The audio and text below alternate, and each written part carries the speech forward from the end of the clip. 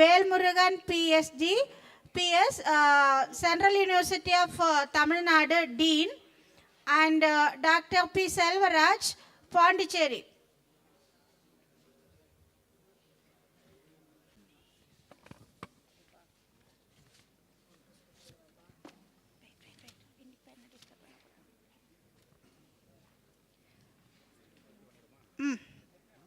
முனைவர் சேதுராமன் ஐயா அவர்களுக்கு பொன்னாடை போர்த்தி சிறப்பிக்க SSUN விழுமிய கல்வி பிரிவு கோவை செயலாளர் முனைவர் திலகவதி அவர்களை கேட்டுக்கொள்கிறேன்.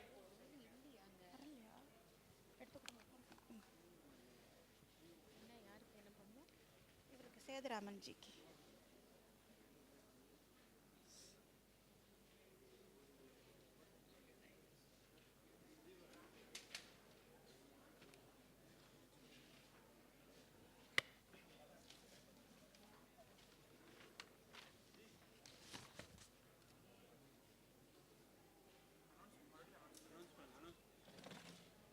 முனைவர் சேதுராமன் ஐயா அவர்களுக்கு பொன்னாடை போர்த்தி சிறப்பிக்க SSUN விழுமிய கல்வி பிரிவு கோவை செயலாளர் முனைவர் திலகவதி அவர்களை கேட்டுக்கொள்கிறேன். முனைவர் சசி ஆனந்தியை கௌரவிக்க SSUN value education convener doctor Thanuja MN அவர்களை கேட்டுக்கொள்கிறேன்.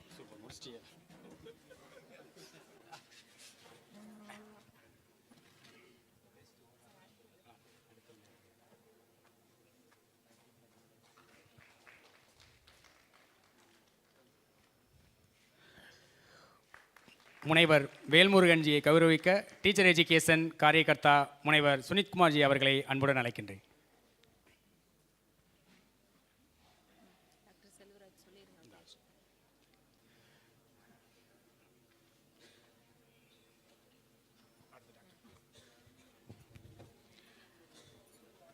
டாக்டர் பி செல்வராஜ் அவர்களுக்கு மரியாதை செலுத்த திரு மணிகண்ட பிரபு SSUN காரியகர்த்தா அவர்களை வேண்டுகிறேன்.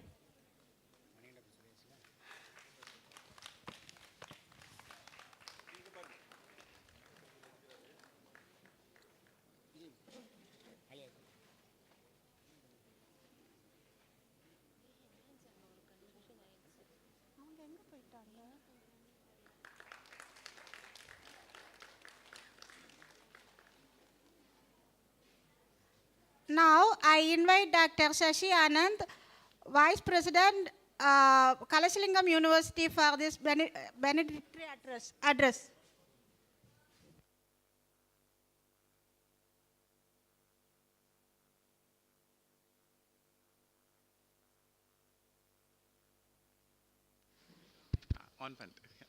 Respected dignitaries on the dais, faculty members, invited members of SSUN Tamil Nadu and Kerala, and most importantly, my dear students, a very good afternoon to each and every one of you present here.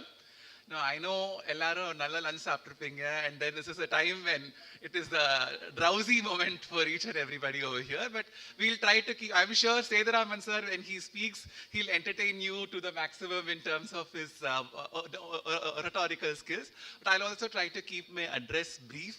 First of all, I'd like to congratulate SSUN for organizing GYANOTSAV 2023 here in Madurai. And the theme of this particular session about quality education for the future is one important topic, especially with the arrival of the National Education Policy, a policy in the country which has changed after 30 plus years, and focusing on delivering quality education for the students and seeing how students, institutions and faculty members are benefited. It is the right time to discuss about how, as institutional leaders, as faculty members, as students, how can we take initiatives in order to improve the quality of education here in the country. So most of us, especially when we were young and we were studying, it was more of a one-way teaching, I would say. It's more of a lecture style. Faculty would come, teach, talk for 30 minutes, 40 minutes, depending upon the period length, and then we would start writing examinations. But now, with the advent of outcome-based education, the whole mantra is, we are teaching, are they learning? So the learning concept, are students learning? What are they learning? That is the whole philosophy behind outcome-based education, which many institutions have started following, especially the engineering ones with OBE. And now we want, now the aim is to convey this and to cover it for not only engineering and professional education, but right from the schools all the way to higher education. That is the intention. So first and foremost, what are the students learning? What is the outcome? That is the kind of philosophy, the mantra which everyone is looking at first. Secondly, gone is the day. Now I always tell this to our students, especially during the first year inauguration. So, right from school education, the focus is more on written examinations. So, from one standard to the other, you write your exams, go to the next standard, and then so on. Similarly, in college also, normally, it's written examinations after one semester after the other, and that's how we are evaluated. But when you go into profession, when you go into society, when you go into industry, is anywhere, you can ask most of your seniors, you can ask most of the people in the society around you, when they are working, is there any written examination at that point of time? Never, right? So even to get a job, it is the interview, communication, what skills you are able to present, how you are able to present. That is most important. So communication skills, hands-on skills. So first of all, as I told in terms of what we are learning, outcome-based education. Secondly, skill-based education is the need of the hour. So this is also something which I also tell our students. Academia is the most forgiving place, in your entire life. In school, as well as in colleges, you are encouraged to learn. So how can you learn? Practice, make mistakes, learn from your failures. But once you start a job, once you go into industry, once you become, your failures will not be tolerated that much. Maybe once or twice, you're allowed to make failures. After that, severe action would be taken. But academia, schools and higher educational institutions, HEIs, are the place which encourage you to make mistakes, get your hands dirty, improve your skills and hone your skills. So this is the second most important point in terms of skill-based education. When I say skills, not only technical skills, but all-round skills, be it communication, be it sports, be it leadership. Many such opportunities are available in institutions for students as well as faculty members to utilize this, and then that way, once you graduate and go into the society, it will be a great opportunity, and a learning experience from here would definitely benefit you in the long run. So these are the 2 points I wanted to highlight about the future of how do we improve the quality of education in educational institutions. First, outcome-based education, skill-based education. Now, I'd just like to take a couple of more minutes and share some of the initiatives that we are doing at Kalasalingam University as to how we can improve the skills of students and also outcome-based education. So 2 points I'd like to mention over here. First is, for all the students who join Kalasalingam University, we have a compulsory community service project. It's a 1-year course. What they have to do is they have to first go to a nearby community, nearby village. We have tie-ups as part of the Unnat Bharat Abhiyan scheme. We have adopted 5 villages, and we also have partnerships with many non-government organizations, NGOs, who work in different villages. So they have to go to a village, and the team is normally multidisciplinary. You have students from computers, you have students from management, social work, different departments. Being a university, we have that flexibility and the freedom also. So different departments come together, go to the society, identify a problem, work on a solution, and implement that for the sake of the community also. So students not only get to improve their communication skills by interacting with the community people, they also get to apply whatever they have learned and come up with solutions. And most importantly, when they start implementing this, they also go in for their own entrepreneurship. That is also another focus. Under the the Prime Minister is now talking about Make in India scheme. So with that, We have at Kalasalingam University over the last 5 years, 70 plus student startups and over 500 patents filed exclusively by the students as the result of the community service project. So this is some way in order to for the students to get in touch with the community and also implement whatever skills they are learning as part of the theoretical knowledge and give them an opportunity for practical knowledge as well. So this is the first thing in terms of community service project which I wanted to talk about. The second thing is one of the aspects of the education policy is also about industry academia collaboration, because at the end of the day, most of our students, our stakeholders, most of our students, they go into industry. So how can we, and all of you, most of you being academicians, you know that industries always complain that they have to spend a lot of time and money in order to train the students for them to become employable. So our thought was, why not include that as part of the curriculum? Why not, our students are here for 3 years, 4 years, 5 years, depending upon the program, they are all here inside the campus. Why not have industry also be a part of it, so that students can be readily employable from day one that they join the particular company. So we have this concept of industry research clusters. So right from second year, we have a student here who has joined the multi-core where you can just stand up. So he's joined the multi-coreware cluster also.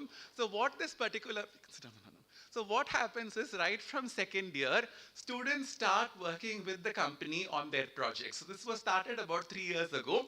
Initially, we were working only on proof of concepts. Whatever projects companies could not do or did not have the time or bandwidth to do, our students along with the faculty member would work on it.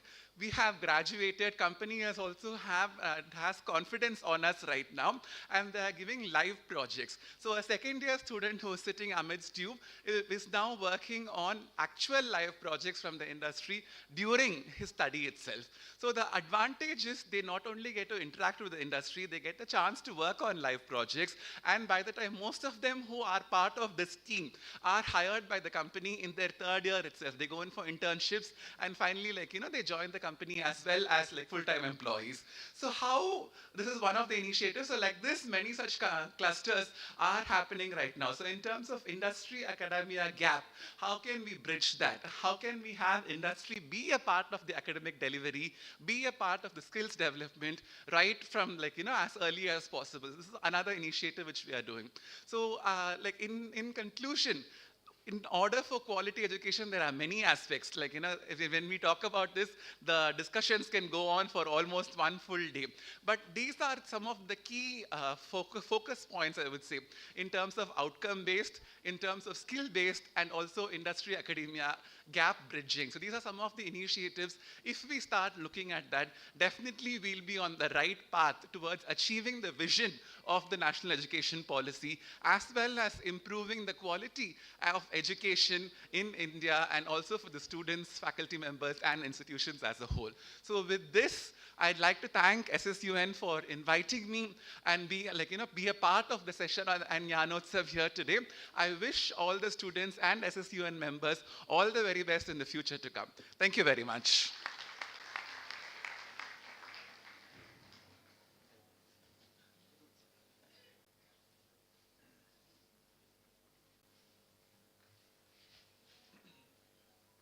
I invite Dr. M.G. Seduramanji, Professor of Chemistry, Gandhigram Rural Institute, to deliver his presidential address.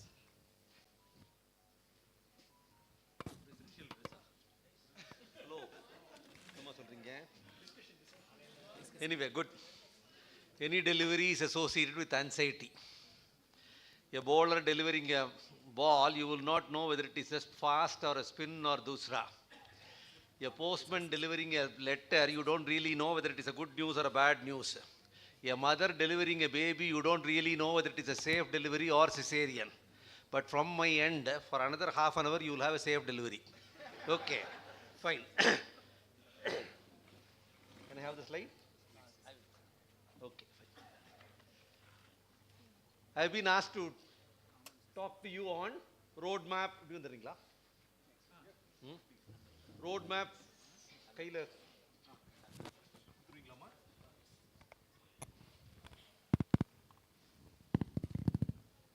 roadmap for quality enhancement in higher education institutions.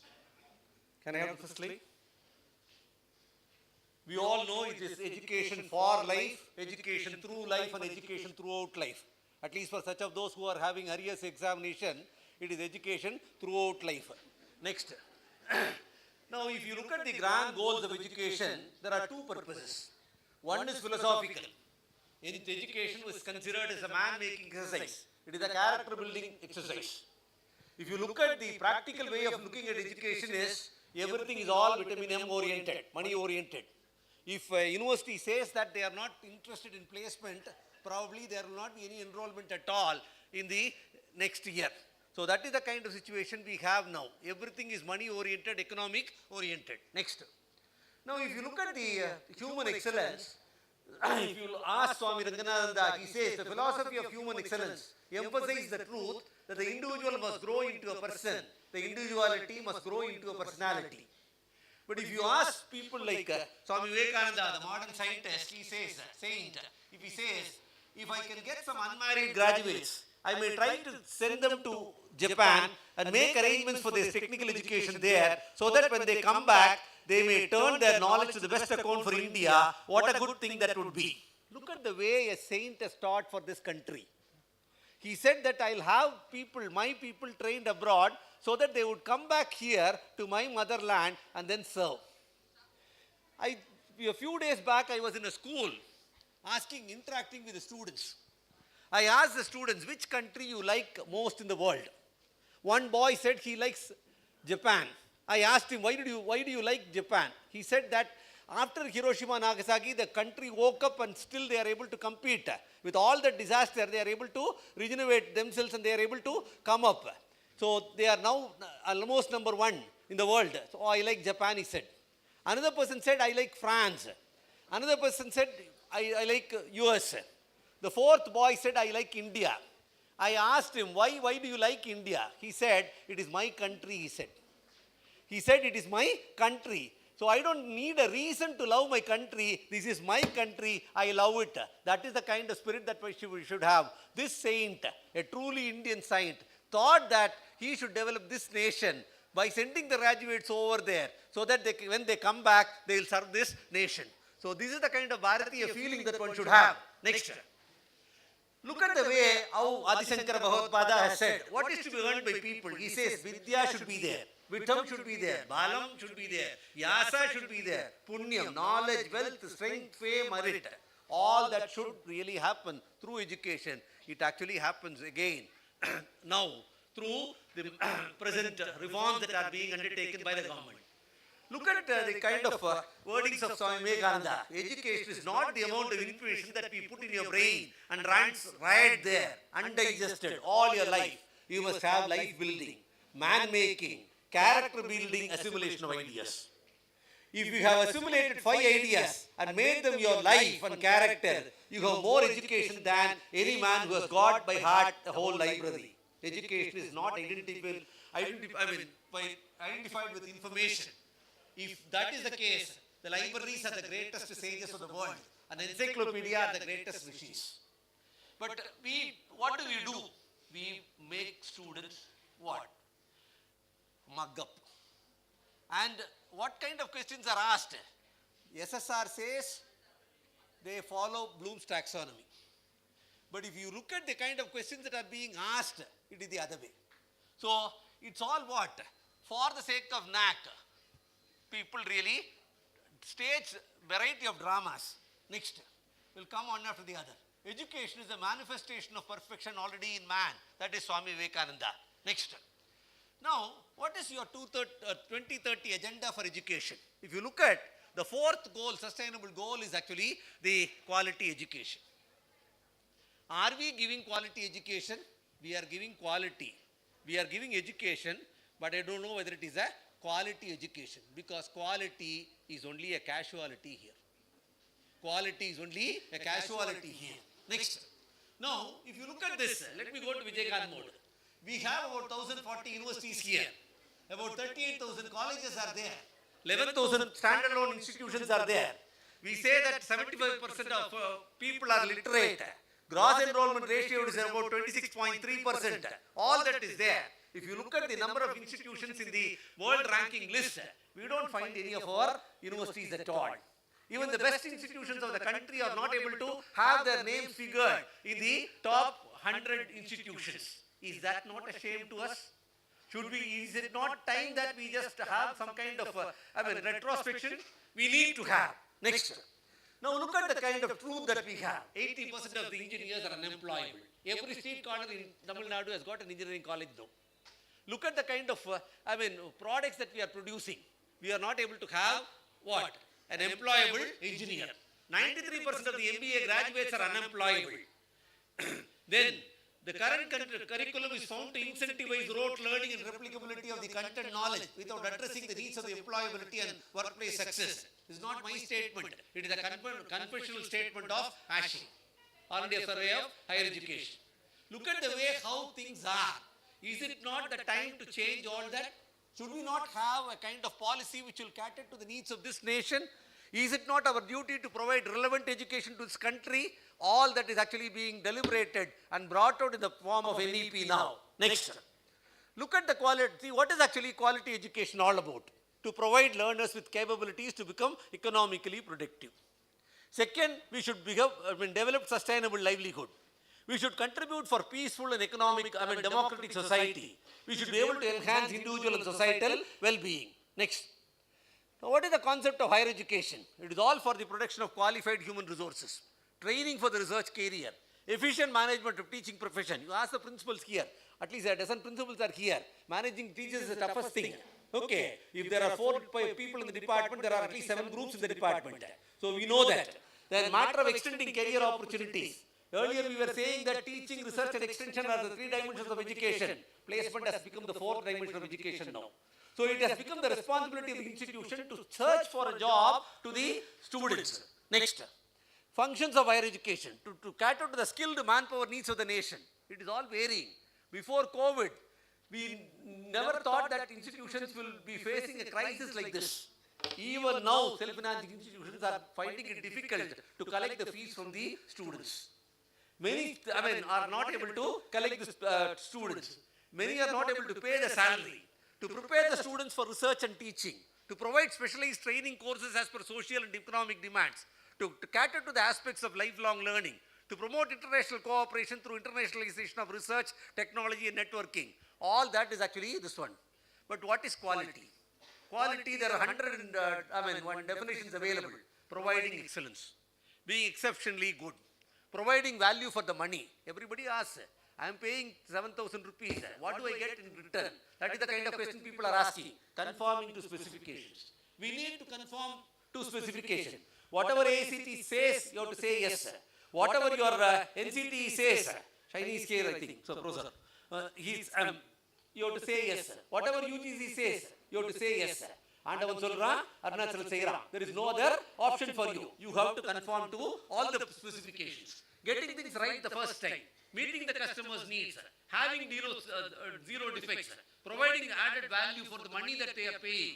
Exhibiting fitness for the purpose. All these are quality. How many of our institutions are able to come to this level? Do we, do whatever that is actually prescribed here? Next. Why should there be quality? There is a kind of rat race. A competition is there. Second is, we need to have customer satisfaction. Third is maintaining standards. Fourth is accountability. Fifth is improving employee morale and innovation. Credibility should be there. Image and visibility of the institution should be there. All these are normal. Again, next. What are the elements of this? Teacher and teaching methods. Educational content should be there. You should have a relevant content. Learning environment should be there. Governance should be proper. Preconditioning of the students will be there. You have to train the students. Make them do it. New education policy says that you should have an induction for both what? Staff and the students. So you will have to precondition the teachers and the students. Funding is another problem. Organizational structure is very important. Outcomes are there. But if we are we emphasizing on outcomes? So far we are not able to. We prescribe PO, PSO, CO and all that. If you ask one question deep, that's all for NAC only, sir. NAC is already over. We have got A plus 3.38 we have got. We have forgotten what? OBE. This is the reply. Okay. So OBE is there, OBE is not there. Next. So what are the various quality dimensions that we need to have? One is tangible. Second is competency level. Third, you should have the right attitude. Content should be proper. Delivery should be excellent. Reliability should be there. Only if these six things are there, you will have excellent quality in an educational institution. Next. Now, world-class university in India. So you look at this, MIT has produced 74 Nobel laureates. Harvard has produced 46 Nobel laureates. MIT and Harvard have endowments with several $1 billion. Oxford University has students from 140 countries. Oxford University runs 10 companies. Oxford applies one patent every week. Are you able to find any of these things in our country? This is the country which had such institutions like Nalanda and Takshashila. At the time when civil engineering was not known to the rest of the country, the rest of the world, we had excellent structures here. We had metallurgical principles here.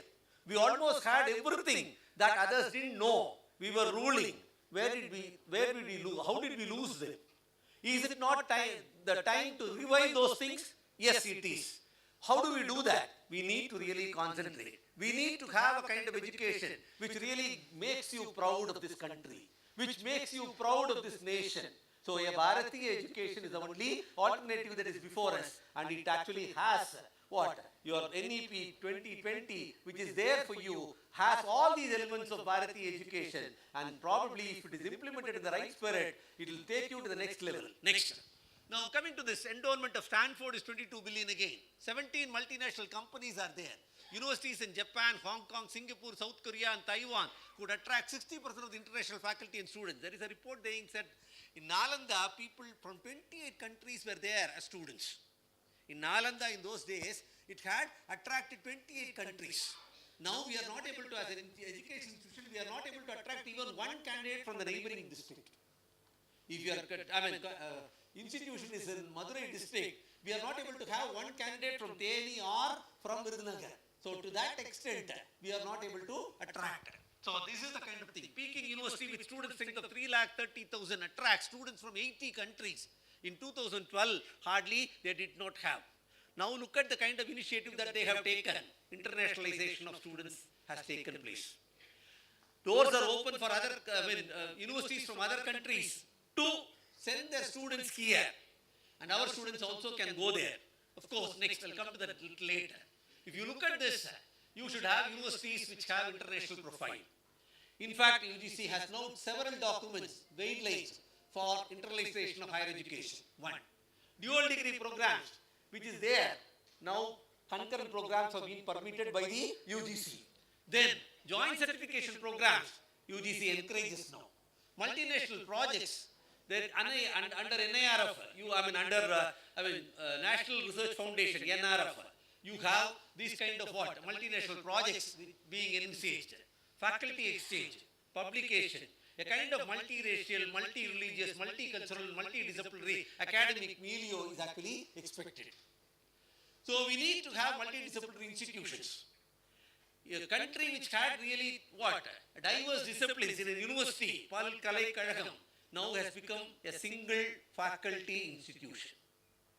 You have law university, you have dental university, you have sports university and all that. So it is not Palkalai, it is only Urukalai Kazhagam. So this is the kind of situation that we have. Is it not the time to reverse back so that a choice should be on the students? You should have a student-centric approach. A student who is doing electronics communication, if you want to do in temple architecture, you should be given a freedom to do that. Are you giving the freedom now? When there is no faculty in that area, how can you give that option to the student? We are not able to. Next, the challenges. Distribution of institution is skewed. If you take a walk in OMR, there are about 200 engineering colleges in one single road. But if you go to some interior place in Tamilnadu, for 16 kilometers even, there is not even a single engineering college. Enrollment in public universities are concentrated on conventional disciplines. Enrollment in private self-financing institutions are concentrated in market-driven disciplines. Quality of education is always what? Compromised. So provision of relevant education is a challenge, and we need to really have a education which is really needed for this country offered. Next. See, what is that? Still a distant dream. One is curricular dreams. Institutions are not really serious about it. Even autonomous institutions are not serious about curricular reforms. Curricular reforms are really only in paper. We are not able to practice. What is there in odd semester, we push it to the even semester. During the board of studies, which starts about 11:30 and ends up with a biryani at 12:45, we are not able to make any change at all. And some of us do not want any change to happen also. Because as teachers, we have to prepare and then stand before the students, which there is a kind of reluctance among the teachers also. So there is a curricular reforms which is really not happening. Regular revision of curriculum. I do not know who has said that we should revise the syllabus every 3 years. Every other college says that 3 years third years we have to revise the syllabus. It is not a need-based revision that we have to adopt. Are we doing that? We never do that. Upgradation of curriculum, introduction of semester system, choice-based credit system, CBCS. It is only chaos-based confusion system now. We are not really implementing any choice at all. Examination reforms. Part A is given some choice. Part A either are question. Part C, same kind of things. What was done for Part A is now given what? In Part C. And we call it as examination reform. So for the sake of NAC, the institutions want to do all these kind of juggleries. Please remember one thing, institution should really exist beyond NAC also. We'll have to think beyond NAC also. You are offering the education not just for NAC, for this country, the development of this country. So you should have that kind in mind. Next. Now, what is that we need to do? One is non-relevant curriculum. What is needed for this country we should have? Do we have programs which really are needed for this country? There are courses which are really not needed at all. Non-relevant curriculum. Limited institutional drive and commitment. Third, limited faculty awareness and expertise. Absence of interventional strategies. Lack of motivation of students. No encouragement for innovation, creativity. Lack of preparedness for fourth industrial revolution. All that is a problem. More so, we have forgotten some of the basic things. This country has got values. Are we really taking efforts to insist a value-based education in the institutions? It is not being done. Are we really taking institutions, preparing the institution to preserve the rich cultural heritage this country has got? No. A person who is really born in India should be really proud of this country. Are you making him proud? We are not taking any efforts. This is not the case in other countries. Unfortunately, this is the kind of disease that we have in this country. Next. The anticipation is, we say that we need to work on construction, retail, logistics, beauty, hospitality, telecom, healthcare. These are the areas in which there is large scope for employment opportunities. NEP has rightly identified these areas. Next. Now, if you look at the real need, we have to develop hands-on competencies. If you look at the NEP document, the strategies that are actually advocated for the hands-on competencies, it's excellent. Second, connecting people to jobs. They say that students should be having experiential learning. Dr. Sasi was actually telling how his university was actually training the students from the second year so that they are not becoming new to the industry. So this is what actually is advocated by new education policy also. Creation of job-ready generation. See, the problem is that as faculty members, we have not seen even the compound wall of the industry. So as a result of which there is a kind of gap that exists between the industry and the faculty, which needs to be bridged. And this kind of bridging is advocated rightly in the NEP document, if you see. So this NEP document addresses that also. Then again, there is a marriage between formal education and skill.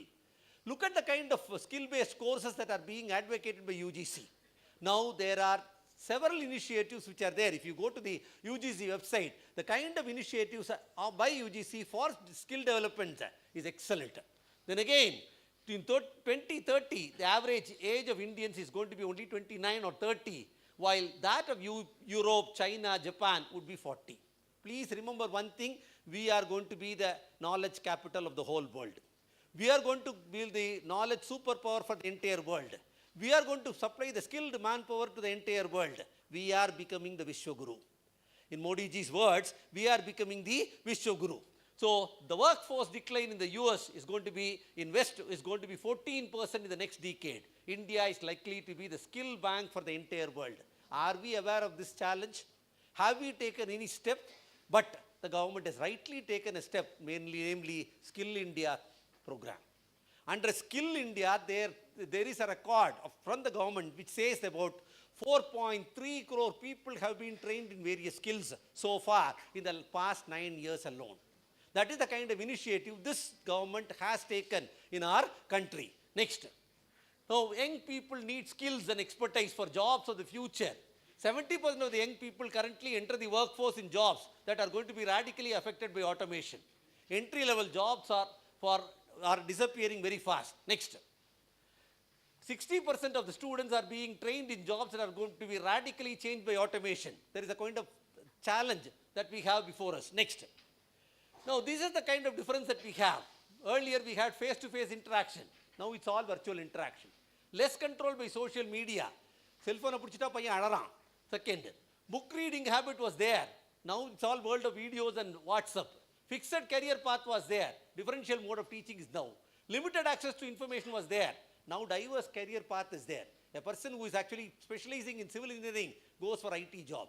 New education policy advocates for this kind of jump from one discipline to other. Okay, so there is no barrier at all for the students. He can have his education. More importantly, he can have his education in his own mother tongue. There are special initiatives by the government which says that medical education, even engineering educations, can be offered in their respective mother tongues. Next. Look at the education system. Everybody is a genius. But if you judge by a fish by its ability to climb a tree, it is going to live its whole life believing that it is stupid. Now, this is what we are doing. We don't really know what kind of competencies students have. We make them do the same kind of examination. Whatever be the nature of the program, we ask them to do the same examination, 3-hour examination with part A, part B, part C and all that. Next. Next. So, revival of the lost glory. Traditional Indian teaching learning system is driven by Guru Shiksha Parampara. Provision of comprehensive knowledge, value-based learning with life skill orientation was the hallmark of yesteryear. Experiential learning, problem-solving explorations, role plays, debates and discussions were the teaching learning practices of those days. Student-centric approach was adopted. It is time that the best aspects of the ancient practices are revived now. Next. Drivers of change, you know, globalization is there, deregulation is there, technology is there. Next. Now, and earlier it was liberal, it was classified. Now there is a swing towards industrial. There is more commercial. It was a liberal education which was advocated. Now we are going for vocational emphasis. Academic independence was there. Now people are talking about industrial relevance. Personal development was there. People are talking about manpower planning now. Research for knowledge was there. Now it is our research projects are funded by MNCs, directive research. Teacher-centric approach was there. Now it is all learner-centric. Centers of teaching was there. Now it is centers for learning it has become. University campus was there. Now universal campus is there. So there is a kind of swing in the pendulum. Demand-led institution instead of supply-led education. Competency-based instead of knowledge-based. Incorporation of distributed technology and skill sets. Lifelong learning instead of front-loaded learning. Modular degree instead of one-shot going. Emphasis on emotional intelligence than IQ. Focus on purposefulness, mindfulness leading to happiness and well-being. All these are being contemplated now. Next. Anytime, anywhere learning has come into existence. Student-customized learning has become. Student-centric is there. They decide what they want. Project-based learning is there. It was there earlier days. It's being revived. When the whole world was actually during the COVID time, they all had their examinations in time. They had task-based examination. This was what there in the Gurukula style. But because of the later reforms, we introduced this 3-hour examination with part A, part C and part C and all that. We were not able to complete the examinations even on time. That's the thing. So differential assessment of students, students' role in curricular design, teachers' role as facilitators, all these are the new characteristics. If you look at the recent government initiatives, multidisciplinary holistic education is being contemplated. Digital empowerment and online education is being advocated. We have avenues for skill development and employability. Research, innovation, and entrepreneurship is there. Capacity building for teachers for quality education. Autonomy is being given to various institutions. Affiliation is going to go. We are going to have degree awarding colleges. Then quality, ranking and accreditation is going to be emphasized. Equitable, inclusive education is being advocated. Promotion of Indian languages, Indian knowledge systems are being advocated. In fact, UGC has come out with indigenous knowledge systems. That is to be that is to be included in our curriculum as a 2-credit course. And many of the institutions in Telangana and other places, they have started introducing it. I hope that Tamil Nadu also follows suit, and we also have Indian knowledge systems. Internationalization of education. UGC has sent out separate guidelines for international of education. All this, if you look at the UGC website, we will have clear-cut guidelines given. Next. See, you have introduced ABC, Academic Bank of Credits. Anytime, anywhere learning is there. If you want to take a break, MIMI concept is there. Multi-entry, multi-exit concept is there. If you want to really, for reasons known to you, for some reasons, if you are not able to continue your studies, you can, you can discontinue and continue even back. Now, please, there is a kind of mispropaganda saying that this encourages people to discontinue and all that. New education policy does not advocate discontinual of students. You can continue whenever you want. If you are not able to continue, you can have a break also. That is being only advocated by new education policy. So, National Higher Education Qualification Framework is there. If you look at the kind of framework, the document that Government of India has released, for everything they have given how much credits is to be there. If people have to walk away with 1-year certificate program, what is the kind of subjects you should have? What is the kind of credits that you should have? Everything is prescribed properly. Only we need to fit into our system and see that it really becomes a successful thing. Then, next, skill development and employability. Internship, government portal is there for helping the institution to have internship programs. And then again, research innovation. And the National Research Foundation is there.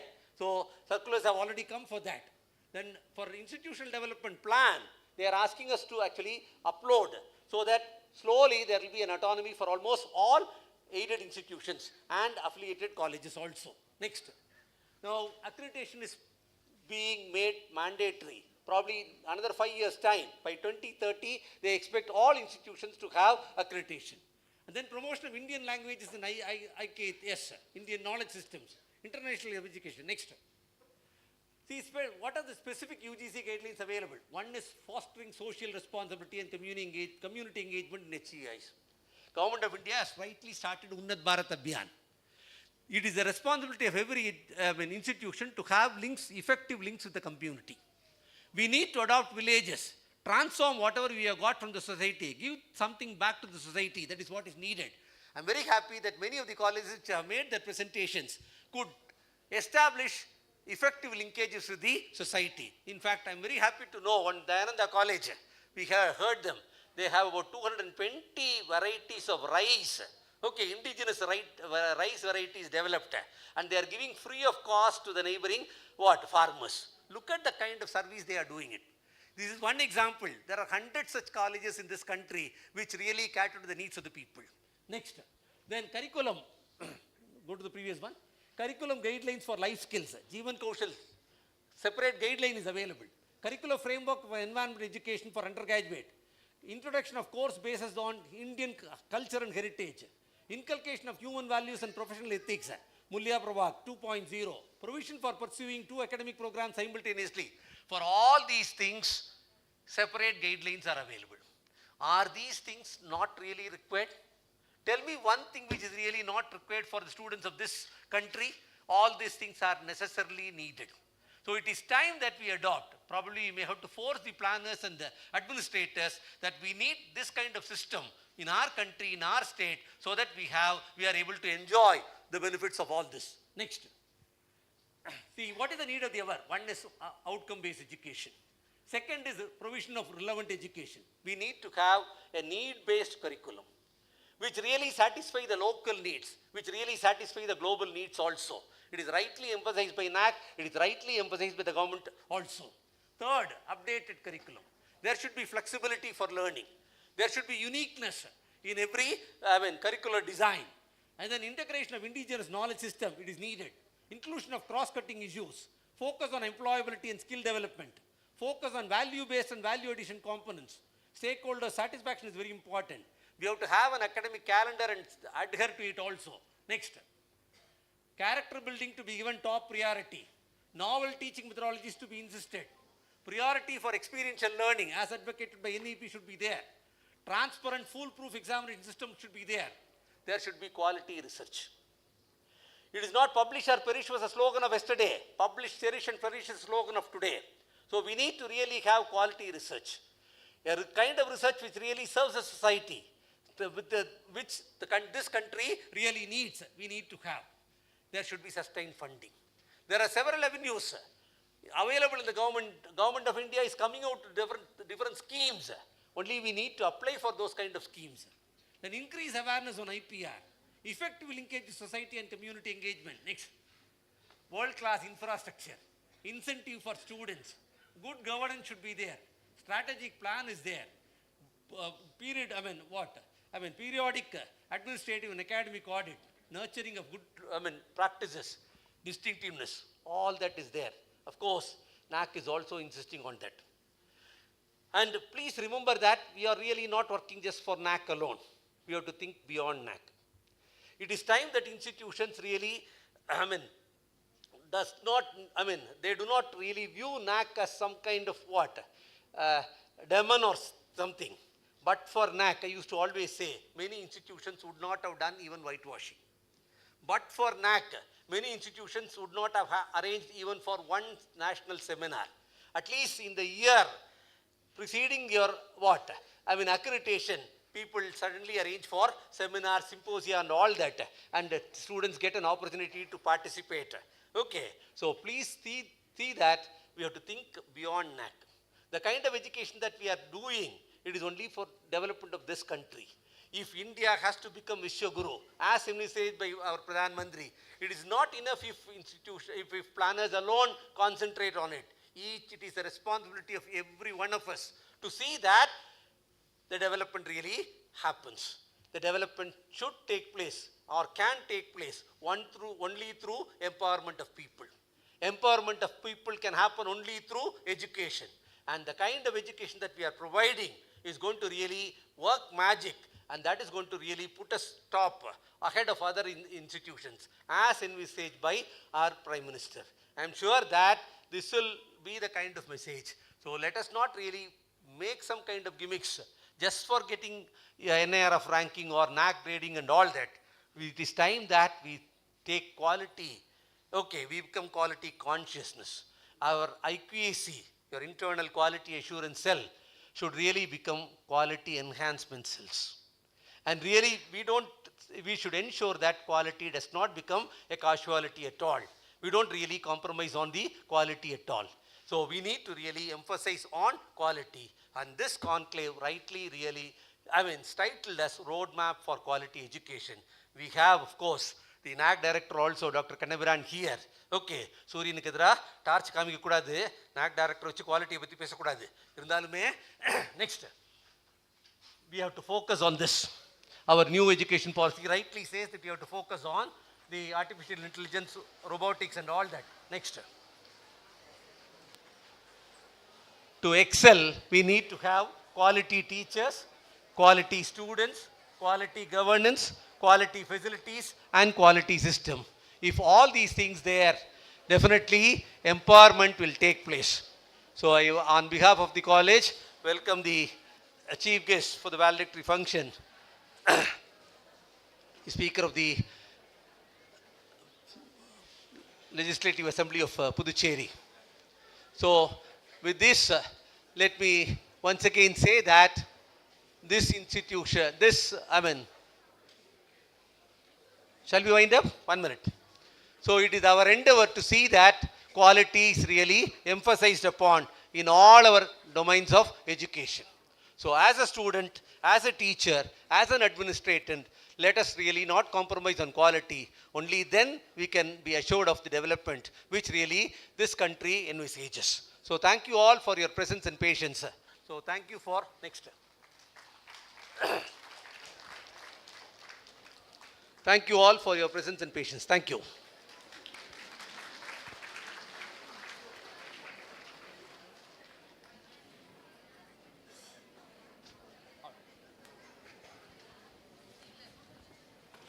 you, Ji, for your enriching us with your valuable presentation on roadmap for quality education. Now it is time for valedictory function and certificate distribution.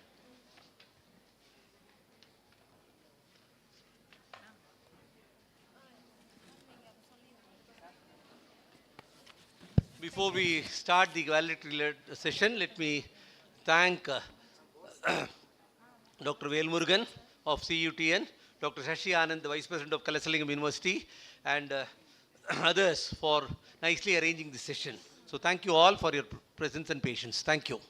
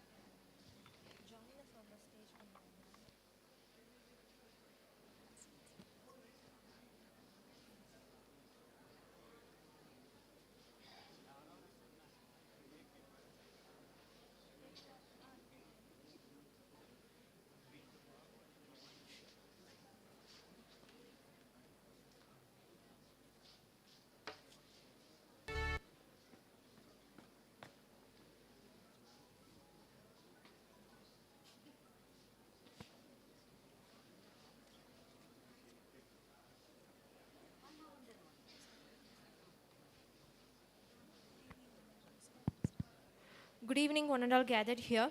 With great pleasure and anticipation, I invite our esteemed chief guests to take your honorable seats on the stage. Thiru R. Selvam, Honorable Speaker of Puducherry Legislative Assembly. Professor Ganeshan Kannabiran, Director, NAC.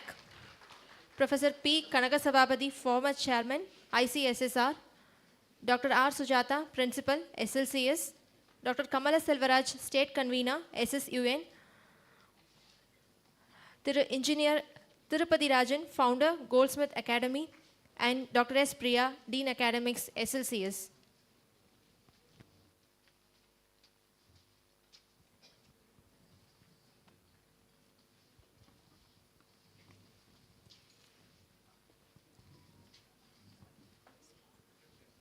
Tamil தாய் வாழ்த்து.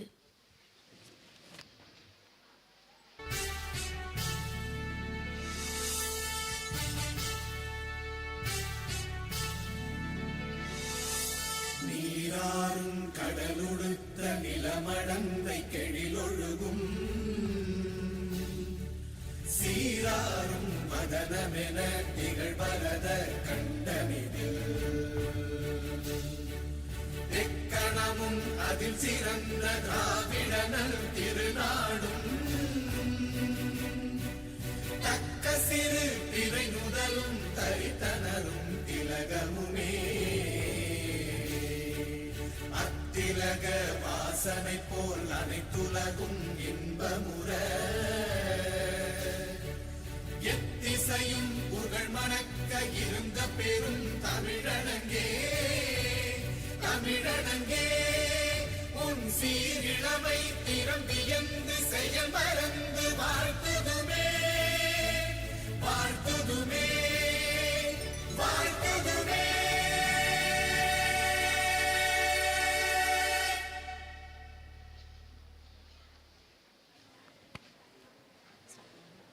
மேகங்கள் எவ்வளவு பெரிதாக இருந்தாலும் கதிரவனை மறைக்க இயலாது. பரந்த அறிவு, பண்பட்ட ஆன்மீகம், பார்வைக்கு எளிமை என புகழ்வது எளிது, பெற்ற புகழினை மறப்பது கடினம். நித்தம் பெரும் திட்டம் தீட்டி பரிவு பாசம் பண்பில் குறைவில்லாத சுப்பலக்ஷ்மி லட்சுமிபதி கல்லூரி முதல்வர் டாக்டர் ஆர் சுஜாதா அவர்களை வரவேற்புரையாற்ற அழைக்கின்றேன்.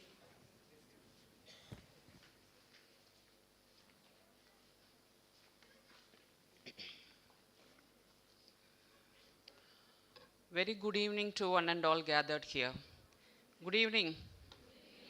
Thank you. I am truly delighted to welcome you all to this valediction ceremony.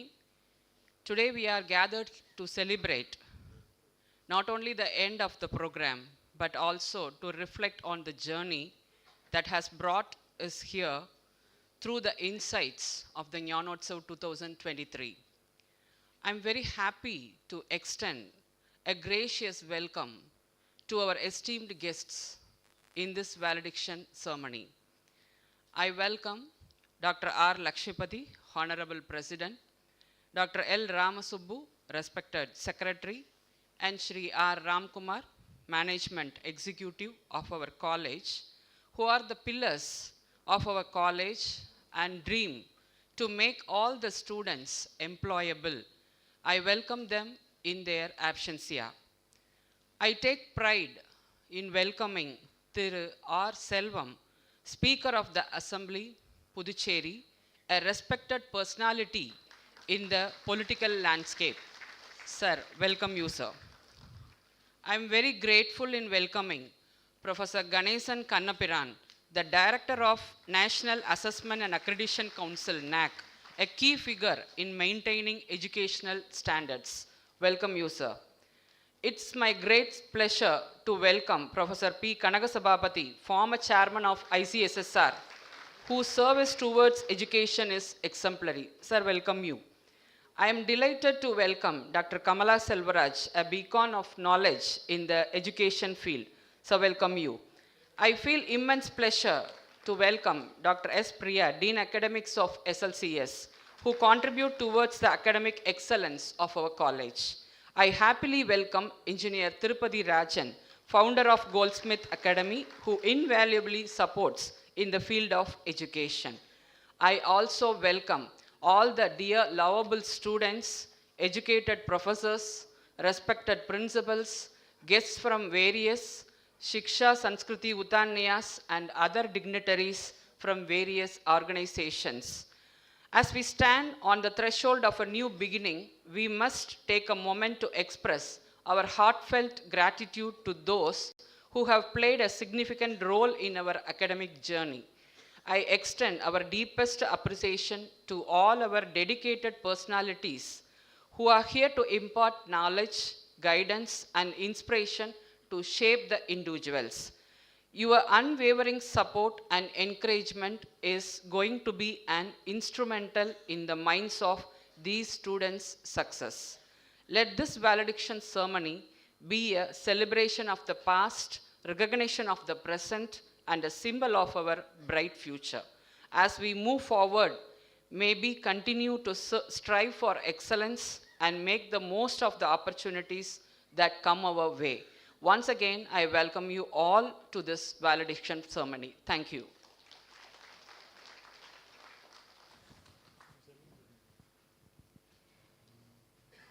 Honorable Speaker of Puducherry Legislative Assembly, Thiru Selvam Ji அவர்களை கௌரவிக்க முனைவர் கனக சபாபதி அவர்களை கேட்டுக்கொள்கிறேன்.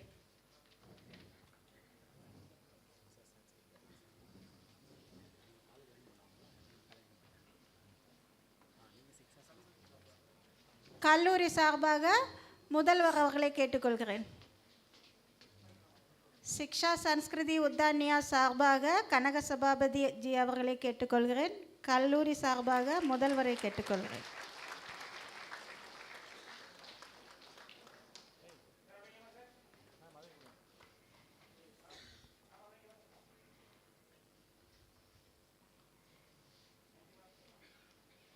உயர்திரு கனக சபாபதி ஜி அவர்களை மரியாதை செய்ய SSUN technical education wing state convener Selvaraj G அவர்களை கேட்டுக்கொள்கிறேன்.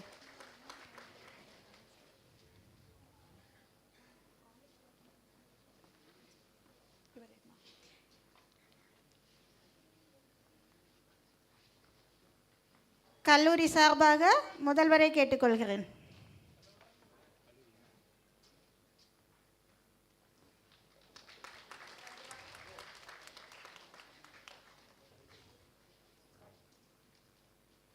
மதிப்பிற்குரிய கணேசன் கண்ணபிரான் ஜிக்கு சிறப்பு செய்ய SSUN என்விரான்மெண்டல் எஜுகேஷன் கன்வீனர் முனைவர் செந்தாமரை கண்ணன் அவர்களை கேட்டுக்கொள்கிறேன். கல்லூரி சார்பாக டீன் மேம் பிரியா அவர்களை கேட்டுக்கொள்கிறேன்.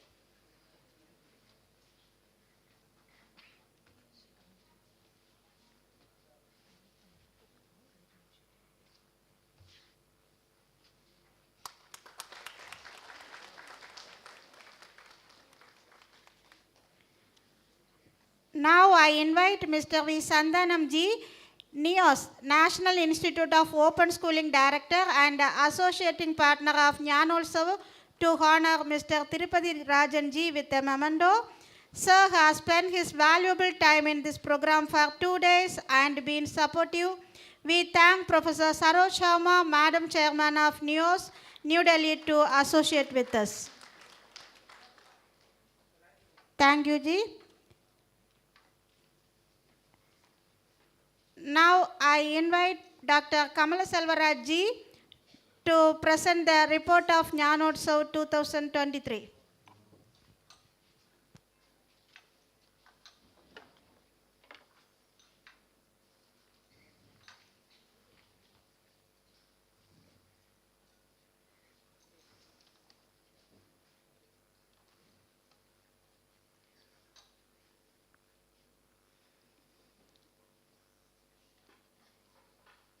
ஒரு நிகழ்ச்சி தொடங்குகிறது என்று சொன்னால் அந்த நிகழ்ச்சி தொடங்குவது வரைக்கும் எல்லோருக்குள்ளேயும் ஒரு ஏக்கம் இருக்கும், எப்பொழுதுடா தொடங்குவார்கள் என்று. அந்த நிகழ்ச்சி தொடங்கிவிட்டால் எல்லோருக்குள்ளேயும் ஒரு பதட்டம் இருக்கும், எப்பொழுதுடா நிறைவு செய்வார்கள் என்று. அந்த ஏக்கம் நேற்றோடு முடிந்து விட்டது. அந்த பதட்டம் இன்றும் இருக்கிறது, இப்பொழுதும் இருக்கிறது. அதை நன்றாக உணர்ந்தவன் அடியேன். விரல் நுனியில் விவரங்களை சொல்லிவிட்டு விடை பெற்று விடுவேன். எந்த பதட்டமும் வேண்டாம். ரயிலில் புக் செய்தவர்கள் அப்படியே நேரத்தில் சென்று விடலாம். பஸ் வரும் என்று காத்திருக்கக்கூடியவர் கண்டிப்பாக சென்று விடலாம். சிக்ஷா, சான்ஸ்கிருதி, உதான், நியாஸ், கல்வி கலாச்சார மேம்பாட்டு கேந்திரம் இந்த தேசம் முழுக்க ஒரு ஆலமரமாக படர்ந்து விரிந்து கிளைவிட்டு வளர்ந்து கொண்டிருக்கிறது. எங்கே? இங்கே பாருங்கள். கலர் கலராக இன்றைக்கு கல்லூரி மாணவர்கள், நேற்றைக்கு புதுசாக பள்ளி மாணவ மாணவிகள். இவர்களுடைய இதயங்களுக்குள்ளே நாங்கள் எப்படி செல்கிறோம் என்று கேட்டால் அது விந்தையாக இருக்கும். உங்களுக்கு திறன் மேம்பாட்டு கல்வி, இந்திய பாரம்பரிய கல்வி, தமிழ் தாய்மொழி வழி கல்வி, சுற்றுச்சூழியல் கல்வி என இத்தனை விஷயங்களையும் கொஞ்சம் கொஞ்சமாக, நஞ்சாக அல்ல, விதையாக விதைத்து கொண்டிருக்கிறோம். அதனுடைய விதைத்தான் இந்த 2 நாட்களாக இந்த சுபலக்ஷ்மி லக்ஷ்மிபதி கல்லூரியில் அன்னை மீனாட்சியினுடைய அருளோடு அற்புதமாக நடந்து கொண்டிருக்கிறது என்று சொன்னால் அதுக்கு சாட்சி நீங்களும் நானும். பிரித்து விட்டோம். எப்படி இந்த நிகழ்ச்சியை நடத்துவது? 2 நாட்கள் தயார் செய்தோம். எங்களுடைய சிக்ஷா, சான்ஸ்கிருதி, உத்தான், நியாசினுடைய தேசிய செயலாளர், மரியாதைக்கும் மாண்புக்கும் உரிய ஸ்ரீ அதுல் கோத்தாரிஜியினுடைய தலைமையில் சென்னை மாநகரில் சுமார் 10 மாதங்களுக்கு முன்னால் இதனுடைய திட்டமிடல் நடந்தது. தொடர்ந்து சென்னையிலிருந்து மதுரை வரைக்கும், திருச்சி வரைக்கும் அது பயணித்து இன்றைக்கு எங்கே வந்து முடிந்திருக்கிறது என்று சொன்னால் சிவலட்சுமி லட்சுமிபதி கல்லூரியில் வந்து அறிவியல் கல்லூரியில் நிறைவு பெற்றிருக்கிறது. அதற்கு நீங்கள் எல்லோரும் எங்களுடைய விருந்தாளிகளாக வரவில்லை, எங்களுடைய உடன்பிறப்புகளாக, எங்களுடைய சகோதரர்களாக, எங்களோடு பயணிக்கக்கூடியவர்களாக வந்திருக்கிறீர்களே. வணங்குகிறேன், வாழ்த்துகிறேன். அவையிலும் சபையிலும் இருக்கக்கூடிய எங்களுடைய சபாநாயகர்களுடைய பாதங்களுக்கு எங்களுடைய சிக்ஷா சாம்ஸ்கிருதி உத்தான் நியாசனுடைய வணக்கங்களை உரத்தாக்கிக் கொள்கின்றேன். 2 நாள், முதல் நாள் கல்லூரி பள்ளிக்கூடத்திற்கென்று நாங்கள் அதை பிரித்தோம். 2வது நாள் கல்லூரிக்கு என்று பிரித்தோம். கல்லூரி பள்ளி மாணவ மாணவிகளுக்கு என்ன செய்யலாம் என்று நாங்கள் யோசித்த போது அதற்கு எங்களுடைய உள்ளத்தில் புலப்பட்டது, அவர்களுக்கென்று ஒரு கட்டுரை போட்டியை நடத்துவோம், அவர்களுக்கென்று ஒரு கண்காட்சியை நடத்துவோம் என்று நினைத்தோம். கல்வி கண்காட்சியில் அந்த கட்டுரை போட்டியை இணைய வழியில் நடத்துவோம் என்று திட்டமிட்டோம். கண்காட்சியை நேரடியாக நடத்துவோம். 20 அரங்குக்கு ஏற்பாடு செய்வோம் என்று கேட்டோம். அந்த 20 அரங்குகள் திட்டமிட்டதில் 30 பேர் வந்துவிட்டார்கள் முந்திவிட்டு. 30 பேர் திட்டமிடல் 20, 30 பேர் வந்து விட்டார்கள். அதுக்கப்புறம் கிட்டத்தட்ட ஒரு 30 பேர் எங்களை தட்டி தட்டி கேட்டார்கள், திறக்கவே இல்லை. 30ஓடு முடித்து விட்டோம். 30 பேர் கண்காட்சி. அதில் அற்புதம் என்ன என்று கேட்டால், கம்ப்யூட்டர் முதல் கருப்பட்டி வரையிலும் அந்த கண்காட்சியில் இடம்பெற்றிருந்தது. கம்ப்யூட்டர் முதல் கருப்பட்டி வரையிலும், உண்ணும் உணவிலிருந்து உடுக்கும் உடை வரையிலும் அந்த கண்காட்சியில் இடம்பெற்றிருந்தது. அதுதான் எங்களுடைய மகத்துவம், அந்த கண்காட்சியினுடைய மகத்துவம். கண்டு களித்தார்கள். அத்தனை பேரும் வியந்து போனார்கள். அந்த பழங்காலத்தில் சட்டியில் அமைத்த சமையலில் இருந்து பனை ஓலையில் அவித்த கொழுக்கட்டை வரையிலும் சுவைத்து சாப்பிட்டு மகிழ்ந்தார்கள் எங்களுடைய விருந்தாளியர் கூட. அதில் அதிகமாக சாப்பிட்டவர்கள் எங்களுடைய சுயாதா மேடம், இந்த கல்லூரியினுடைய முதல்வர் அவர்கள். கொழுக்கட்டையை கூட விட்டு வைக்கல, நல்லா சாப்பிட்டு ரசித்தார்கள். நெல்மணிகள் அவர் எங்களுடைய சேதுராமன்ஜி அழகாக சொன்னார்கள், எத்தனையோ வகையான நெல்மணிகள் எடுத்து வைத்தார்கள். நெல்மணி மட்டுமா, அரிசி வகைகள். ஆனந்தம், அற்புதம். ஒரு பிள்ளை சொல்லி கொடுக்கிறா, ஆக்சிடென்ட் நடக்குது, எத்தனை பேர் இறந்து போகின்றார்கள் சாலைகள். அந்த ஆக்சிடென்ட்டை தடுப்பதற்கு, விபத்தை தடுப்பதற்கு நாங்கள் வித்தைகளை கண்டுபிடித்திருக்கிறோம் என்று சொன்ன நேரத்தில் அத்தனை பேரும் வியந்து நின்றோம். பார்த்தீர்களா? இப்பொழுது நினைத்து பார்க்கிறீர்கள், இந்த கண்காட்சியினுடைய விந்தை என்ன, சிக்ஷா சாம்ஸ்கிருதி உத்தானியாசனுடைய திட்டமிடல் என்ன என்பதை பார்க்க வேண்டும். நேற்றைக்கு மட்டும் சுமார் 600 மாணவ மாணவிகளும் 150 ஆசிரியர்களும் இந்த அரங்கை நிறைத்து நிரம்பி வழிந்தது என்று சொல்வோம். தியேட்டர் தான் நிரம்பி வழியும். ஆனால் இந்த சுப்புலட்சுமி கல்லூரியினுடைய, லட்சுமிபதி கல்லூரியினுடைய அரங்கு நிறைந்து வழிந்தது என்பதை நீங்கள் கண்கூடாக பாருங்கள். அங்கும் இங்கும் மேலிருக்கக்கூடியவர்கள் இங்கே பாருங்கள், இங்கே இருக்கக்கூடியவர்கள் அங்கே பாருங்கள்.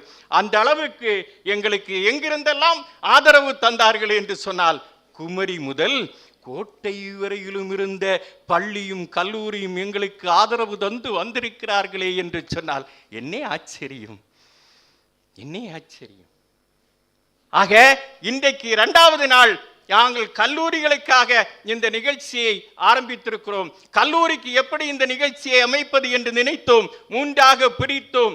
ஆசிரியர் கல்விக்கென்று ஒரு பகுதியும், என்ஜினியரிங் கல்லூரிக்கு டெக்னிக்கல் எஜுகேஷன் என்று இன்னொரு பகுதியும், பொது கல்வி என்று இன்னொரு பிரிவாக பிரித்து அவர்களுக்கான கருத்தரங்கை இங்கே நடத்தினோம்.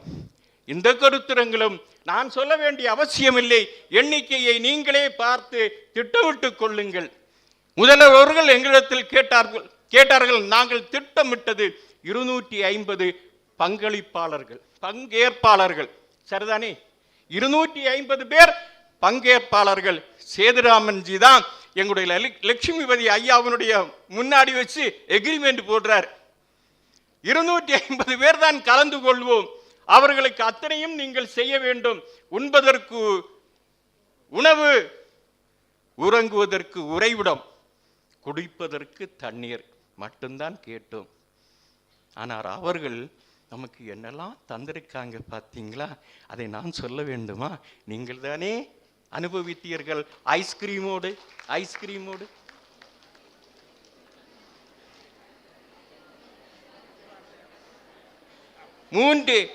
மூன்று சுவையில் உணவு கேட்டேன், அறுசுவையில் தந்து எங்களை வாயார வயிறார உணவு தந்து இங்கிருந்து செல்வதற்கு மனமில்லாமல் நாங்கள் நின்று கொண்டிருக்கிறோம்.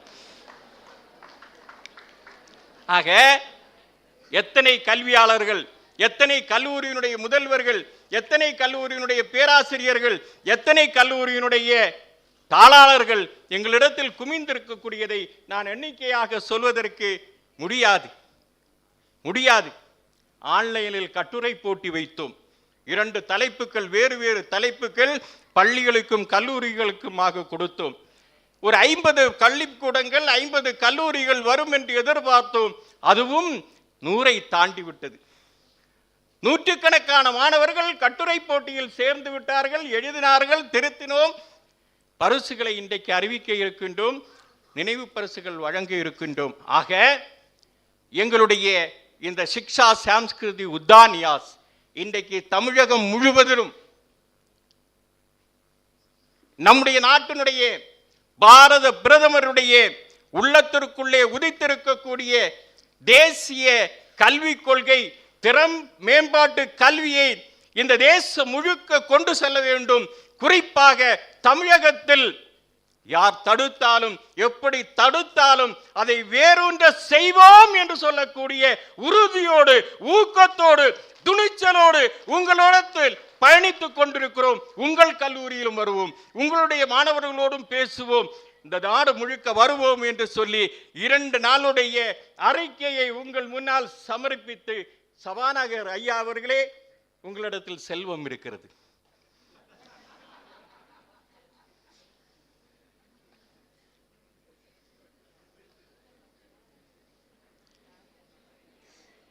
எங்களுடைய புதுச்சேரியிலிருந்து அருமையான எங்களுடைய பேராசிரியர் கந்தவேல் அவர்கள் உங்களை அழகினார்கள்.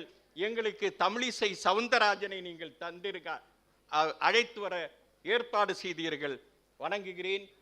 எங்களுடைய மகிழ்ச்சியை உங்களுக்கு தெரிவித்துக் கொண்டு, இன்னும் இருக்கிறது, துண்டு வந்தது, ஒதுங்கிக் கொள்கிறேன் ஓயாரமாக. Thank you, sir, for your presentation. It's my great pleasure to invite Professor Kanakasababadi, former chairman of ICSSR, whose contribution towards education is truly commendable, to felicitate the gathering. பேரன்பிற்குரிய Pondicherry சட்டமன்றத்தினுடைய சபாநாயகர் திரு செல்வமண்ணா அவர்களே, அன்பு தம்பி கண்ணபிரான் அவர்களே, முதல்வர் சுஜாதா அவர்களே, திருப்பதி ராஜா அவர்களே, கமலா செல்வராஜ் அவர்களே, பேராசிரியர் சேதுராமன் அவர்களே, இந்த SSUN அமைப்பினுடைய வழிகாட்டியாக வழங்கி இந்த அமைப்பை பெரிய அளவுக்கு எடுத்து சென்று கொண்டிருக்கக்கூடிய எங்களுடைய அன்பு சகோதரர் திரு வினோத் அவர்களே, காரியகர்த்தர்கள் சந்தோஷ் உள்ளிட்ட நண்பர்களே, பேராசிரியர் சேதுராமன் உள்ளிட்ட பேராசிரியர் பெருமக்களே, அன்பு மாணவ செல்வங்களே, அனைவருக்கும் வணக்கம். இந்த ஞானோத்சவம் என்கின்ற இந்த நிகழ்ச்சியை இந்த தொடர்ந்து 3வது வருடமாக நம்ம SSUN அமைப்பானது நடத்தி வருகிறது. இந்த நிகழ்ச்சி வருடா வருடம் ஒவ்வொரு முறையும் நான் கலந்து கொண்டிருக்கிறேன். மிக வெற்றிகரமாக ஒவ்வொரு முறையும் நல்ல முறையில் நடந்து வருகிறது. ஆகவே இதற்காக பாடுபட்ட அனைத்து நல்ல உள்ளங்களுக்கும் எனது மனமார்ந்த பாராட்டுகளையும் நன்றிகளையும் தெரிவித்துக் கொள்கிறேன். ஏனென்றால் இதனுடைய நோக்கம், இது ஒரு இயக்கம், இது ஒரு சாதாரணமான அமைப்பல்ல. இதற்கு என்று பின்னாலே ஒரு பெரிய நோக்கம் இருக்கிறது. நம்முடைய நாடு இன்னொரு நாடல்ல, இது ஒரு பண்பாடு, தொன்மையான பண்பாடு. பல்லாயிரக்கணக்கான ஆண்டுகளாக உலகத்திலே தொடர்ந்து வரக்கூடிய ஒரே பண்பாடு நம்முடைய பண்பாடு தான். 5000 வருடங்களுக்கு முன்னாலே நமச்சிவாயா என்று ஒலித்த அதே குரல் இன்றைக்கும் நம்முடைய தேசத்திலே ஒலித்து கொண்டிருக்கிறது. ஆக நமக்கென்று ஒரு பெரிய விழுமியங்கள் இருக்கின்றன. அதனாலே தான் நாம் பல ஆயிரம் வருடமாக தொடர்ந்து உலகத்தில் செல்வந்த நாடாக இருந்து வந்தோம். வெவ்வேறு துறைகளில், அது அறிவியல் துறையாக இருக்கலாம், தொழில்நுட்பமாக இருக்கலாம், இலக்கியமாக இருக்கலாம், பொருளாதாரமாக இருக்கலாம், பெரிய பங்கை வகித்து கொண்ட நாடு நம்முடைய நாடு. அதற்கு பின்னால் பல சிரமங்களை நம்முடைய நாடு எதிர்கொண்டது. குறிப்பாக ஆங்கிலேயர் ஆட்சி காலத்தில் நம்முடைய பாரம்பரிய முறைகள் எல்லாம் திட்டமிட்டு அழிக்கப்பட்டன. அதன் விளைவாக நாம் ஒரு ஏழை நாடாக மாறிப்போனோம். நம்முடைய வளர்ச்சிகள் எல்லாம் பெருமளவு பாதிப்புக்குள்ளாயின. ஆனாலும் கூட சுதந்திரத்திற்கு பின்னால் கடந்த 75 வருட காலத்தில் முதல் ஒரு 50-60 வருட காலம் நமக்கு பொருத்தமான அணுகுமுறைகளை அப்போது ஆட்சியாளர்களாக இருந்தவர்கள் கொடுக்கவில்லை. அதையும் மீறி நம்முடைய தேசம் வளர்ந்தது.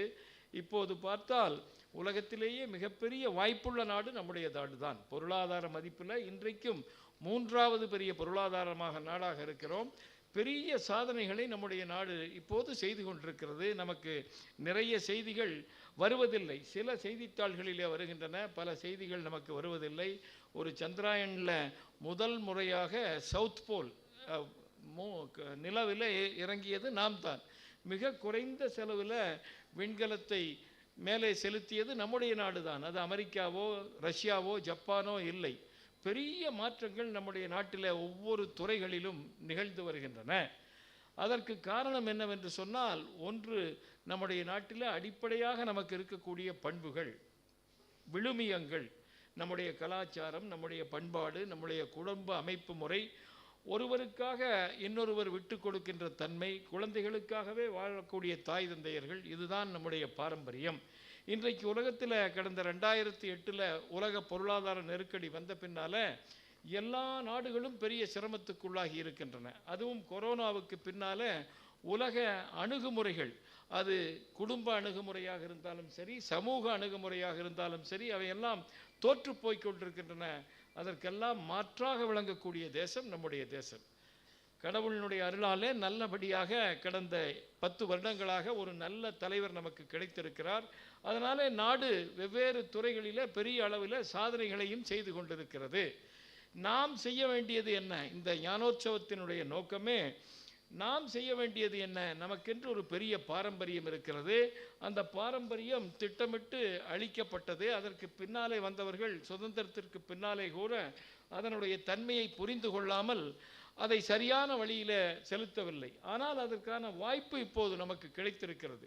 தேசிய கல்விக் கொள்கை என்பது நமக்கு கிடைத்திருக்கக்கூடிய மாபெரும் வரப்பிரசாதம்.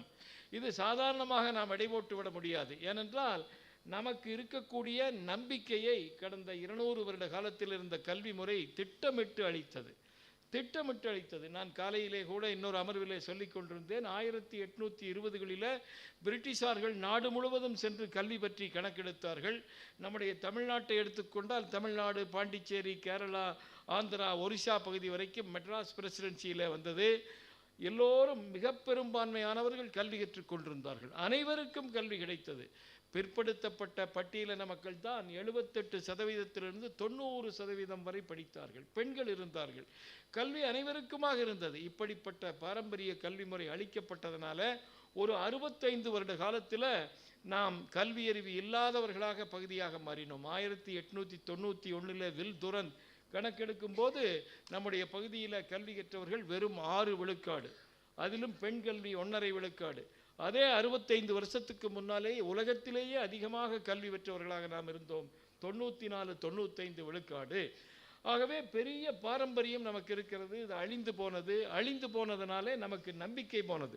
நம்முடைய நாட்டை பற்றி நம்பிக்கை போனது, சமூகத்தை பற்றி போனது, தாய் தந்தையர்களை பற்றி போனது. சுவாமி விவேகானந்தர் சொல்லுவார், பள்ளிக்கூடத்திற்கு போனால் நம் தாய் தந்தையர்கள் முட்டார்கள், தாத்தா பாட்டிக்கு ஒன்றுமே தெரியாது என்று சொல்லிக் கொடுக்கின்ற கல்வியைத்தான் நாம் பெற்றிருக்கிறோம்.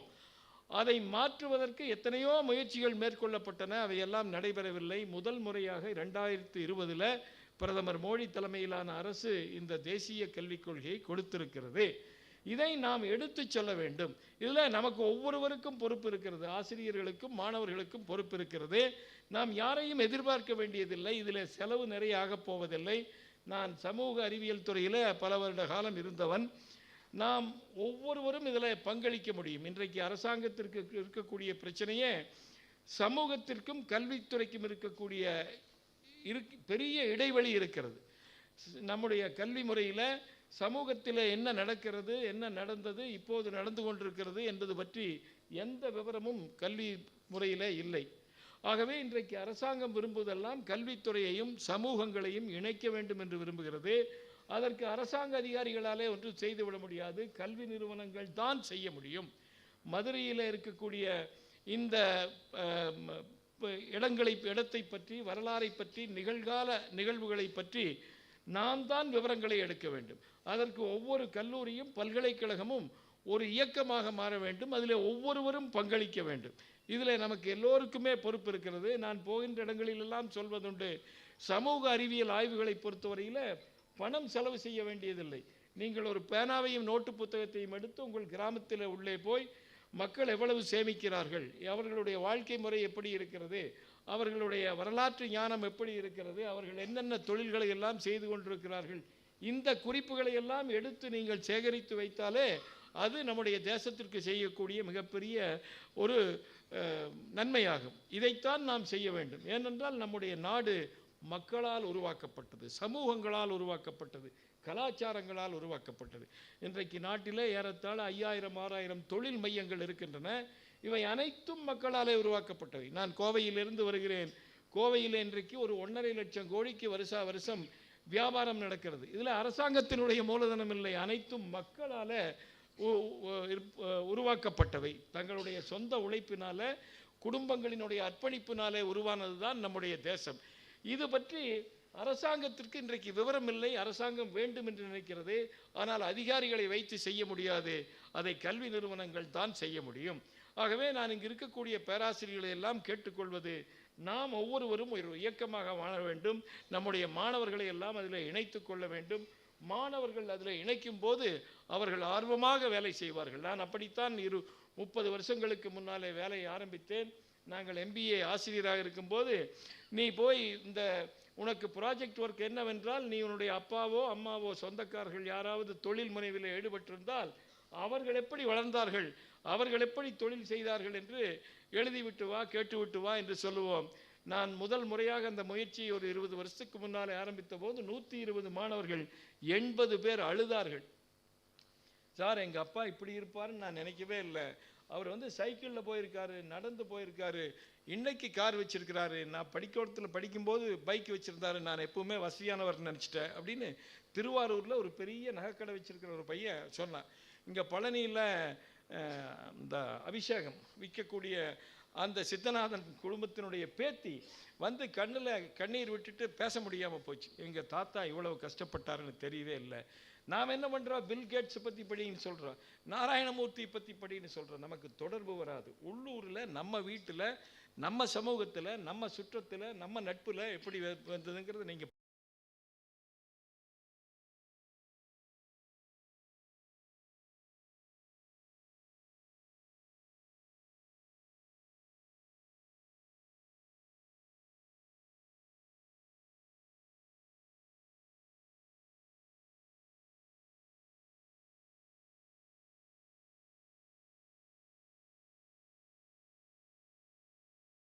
அது இல்லை, கிடையாது.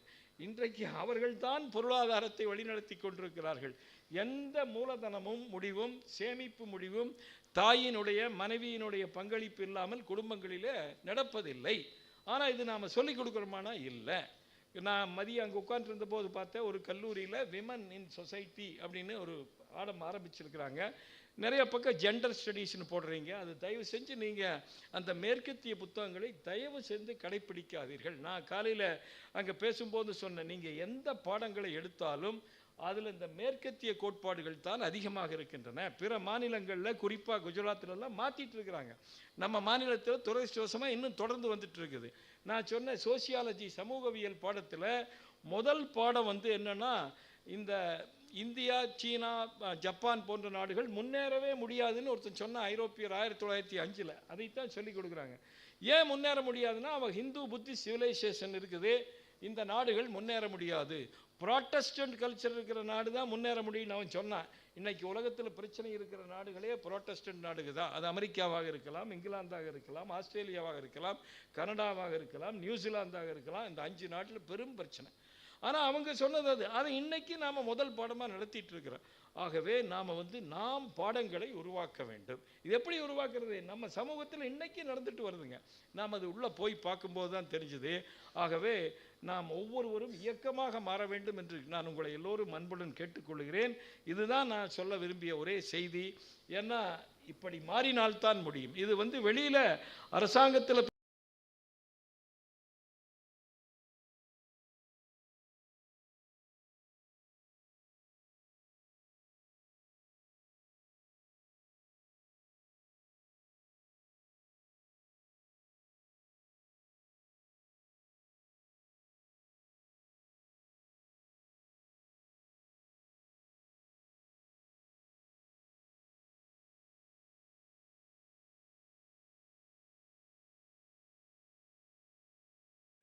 கம்பெனி எப்படி நடக்குதுன்னு சொல்லி இங்கே நாம் உட்கார்ந்து பேப்பர் எழுதிட்டு இருக்கிறோம். ரிலையன்ஸ் கம்பெனிக்காரன் வந்து நம்மளை கேட்டானா அல்லது நீங்கள் கொடுத்தவன் ஏற்றுக்க போகிறானா?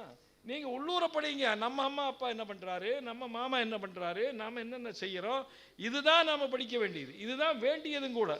நாம் என்ன நினச்சிக்கிறோம்னா அந்த கல்வியினுடைய ஒரு தவறான தாக்கம் நமக்கு, நம்ம அப்பா அம்மாவுக்கு, நம்முடைய சுற்றத்திற்கு ஒன்றும் தெரியாது என்று நினைக்கிறோம். அது மிகப்பெரிய தவறு. இதுதான் ஆங்கில கல்வி நமக்கு ஏற்படுத்திய மிகப்பெரிய தாக்கம். இந்திய மக்களிடத்தில், பாரத மக்களிடத்தில் இவர்களுக்கு ஒன்றும் தெரியாது என்பது. ஆனால் நாங்கள் உலக அளவில் படிச்சுட்டு சொல்கிறோம், நம்ம மக்களுக்கு நிறைய தெரியும். குறிப்பாக நம்மை விட பாட்டி தாத்தா படிக்காமல் இருக்கிறாங்க இல்லையா, அவங்களுக்கு என்ன விஷயம் நிறைய தெரியும். நாம் அவங்ககிட்ட இருந்த விஷயத்தெல்லாம் எடுத்து இதையெல்லாம் டாக்குமெண்ட் பண்ண வேண்டும். அதுக்காக மேலே என்னென்ன செய்ய வேண்டுமோ அதை செய்ய வேண்டும். ஆகவே இந்த ஞானோத்சவம் மூலமாக நாம் ஒவ்வொரு ஆசிரியர்களும், பேராசிரியர் பெருமக்கள் குறிப்பாக நாம் ஒவ்வொருவரும் ஒரு இயக்கமாக மாற வேண்டும். இப்படி செய்யும்போது ஒரு 2-3 வருஷத்தில் பெரிய தாக்கத்தை நம்மிடத்தில் உண்டாக்க முடியும். ஆகவே பாரத தேசம் இன்றைக்கு மேலெழுந்து சென்று கொண்டிருக்கிறது. இது ஒரு பொற்காலத்தினுடைய தொடக்கம். இதைத்தான் பிரதமர் அமிர்த காலம்ங்கிறாரு. இதில் கல்லூரி பேராசிரியர்கள், பல்கலைக்கழக பேராசிரியர்கள் ஒவ்வொருவரும் பங்காற்ற வேண்டியது அவசியம். எப்படி சுதந்திர போராட்டத்தின் போது கல்வி நிறுவனங்கள் எல்லாம் சுதந்திர போராட்டத்திலே குதித்ததோ, அந்த மாதிரி சுதந்திரம் பெற்ற பின்னால் இந்த பாரதம் மீண்டெழுகின்ற போது நமக்கு ஒரு பெரிய பங்கு இருக்கிறது. அதை SSUN போன்ற அமைப்புகள் பெரிய அளவில் நடத்தி கொண்டிருக்கின்றன. ஆக SSUN அமைப்பில் நாம் எல்லோரும் இணைந்து இந்த பணியை செய்ய வேண்டும் என்று உங்கள் அனைவரையும் அன்புடன் கேட்டுக்கொள்கிறேன். நன்றி, வணக்கம். Thank you, sir. I am very much privileged to invite Professor Ganesan Kannabiran sir, who is elevating the quality standards of all the higher education institutions in India as the director of NAC, to deliver the special address. மரியாதைக்குரிய புதுவை மாநில சபாநாயகர் அவர்களே, மரியாதைக்குரிய sir and இங்கே இருக்கிற எல்லோருக்கும் எனது வணக்கம். நான் பெரிய மேடை பேச்சாளர் இல்லை, இருந்தாலும் இன்று இவர்கள் இருவரும் பேசிய பிறகு நானும் அதே மாதிரி பேச வேண்டும் என்று முயற்சி செய்கிறேன். இந்த கல்லூரிக்கு நான் நிறைய வருடங்களுக்கு முன்பு ஏஐசிடி இன்ஸ்பெக்ஷனுக்காக வந்திருக்கிறேன். மேபி ஒரு 15-20 வருஷத்துக்கு முன்னாடி. அதுக்கப்புறம் மறுபடியும் இந்த கல்லூரிக்கு இந்த விழாவுக்காக வர வேண்டிய ஒரு வாய்ப்பு கிடைத்தது. அண்டு இந்த ஞானோத்சவம் அந்த நிகழ்ச்சி, இந்த 2 நாள் நிகழ்ச்சி மேபி 1 வருட காலமாக முயற்சி செய்து இன்று நடந்து கொண்டிருக்கிறது. என்னால் 2 நாட்களும் வர முடியவில்லை என்றாலும் கட்டாயமாக வந்து இந்த நிகழ்ச்சியில் பங்கேற்க வேண்டும் என்று முயற்சி செய்து இங்கு வர முடிந்தது. Vinodji and Santhosh and madam அனைவருக்கும் எனது நன்றியை தெரிவித்துக் கொள்கிறேன். அண்டு கமலா செல்வராஜ் சார் சொன்னது மாதிரி இவ்வளோ பெரிய ஒரு வரவேற்பும் பங்கேற்பும் இதில் இருக்கும் என்று நானே எதிர்பார்க்கவில்லை. அண்டு தமிழ்நாடு SSUN-க்கு ஒரு நல்ல பாராட்டை இதுக்கு கண்டிப்பாக தெரிவிக்க வேண்டும்.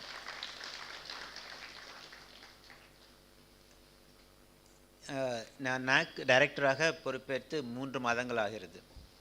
இந்த 3 மாதங்களில் பொது நிகழ்ச்சியில் எதுவுமே நான் கலந்து கொள்ளவில்லை. அண்டு எந்த கல்லூரிக்கும் நான் செல்லவில்லை. எந்த விசிட்டர் ஆர் விருந்தினரையும் என்னுடைய அலுவலகத்தில் அனுமதிக்கவில்லை.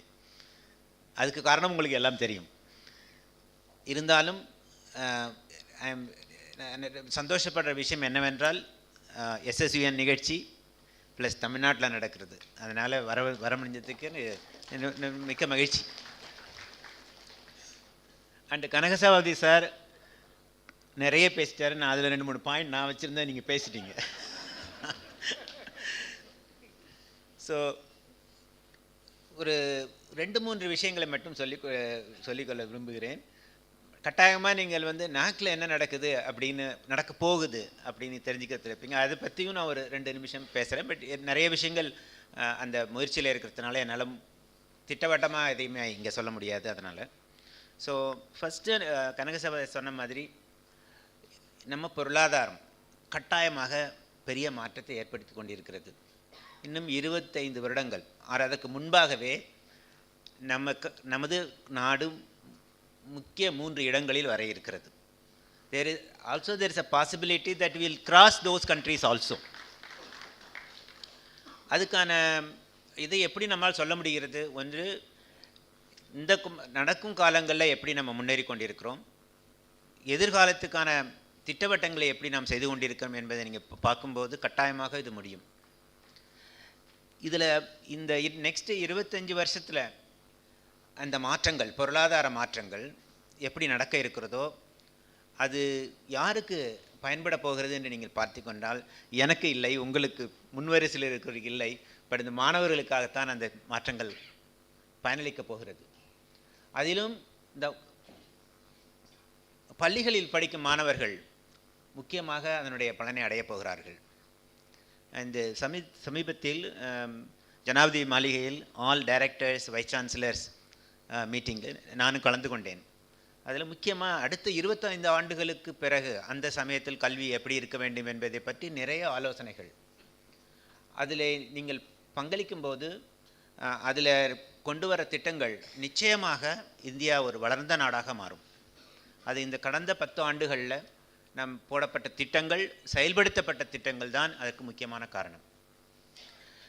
அந்த பொருளாதார வளர்ச்சிக்கான முக்கிய காரணம் எஜுகேஷனாகத்தான் இருக்க போகிறது, கல்வி முறை தான் இருக்க போகிறது. Now the economy drives the education. Even இன்னைக்கு பார்த்தீங்கன்னாலும் நமக்கு எஜுகேஷன் செக்டாருக்கான அலோகேஷன் ஆஃப் ஃபண்ட்ஸ் அண்ட் அதுக்கு தேவைப்படுறது அலோகேட் பண்ணுறது ரெண்டுக்கும் அதிக டிஃப்ரென்ஸ் இருக்குது. பட் இந்த 25 வருஷத்தில் education sector will drive the economic sector. அதுக்கான மாற்றங்கள் வரும். அதில் முக்கியமாக இந்த புதிய கல்வி NEP 2020 ஐயா நிறைய இதை பற்றி சொன்னாங்க. அதில் வரப்போகிற மாற்றங்கள் ரொம்ப முக்கியமானவை.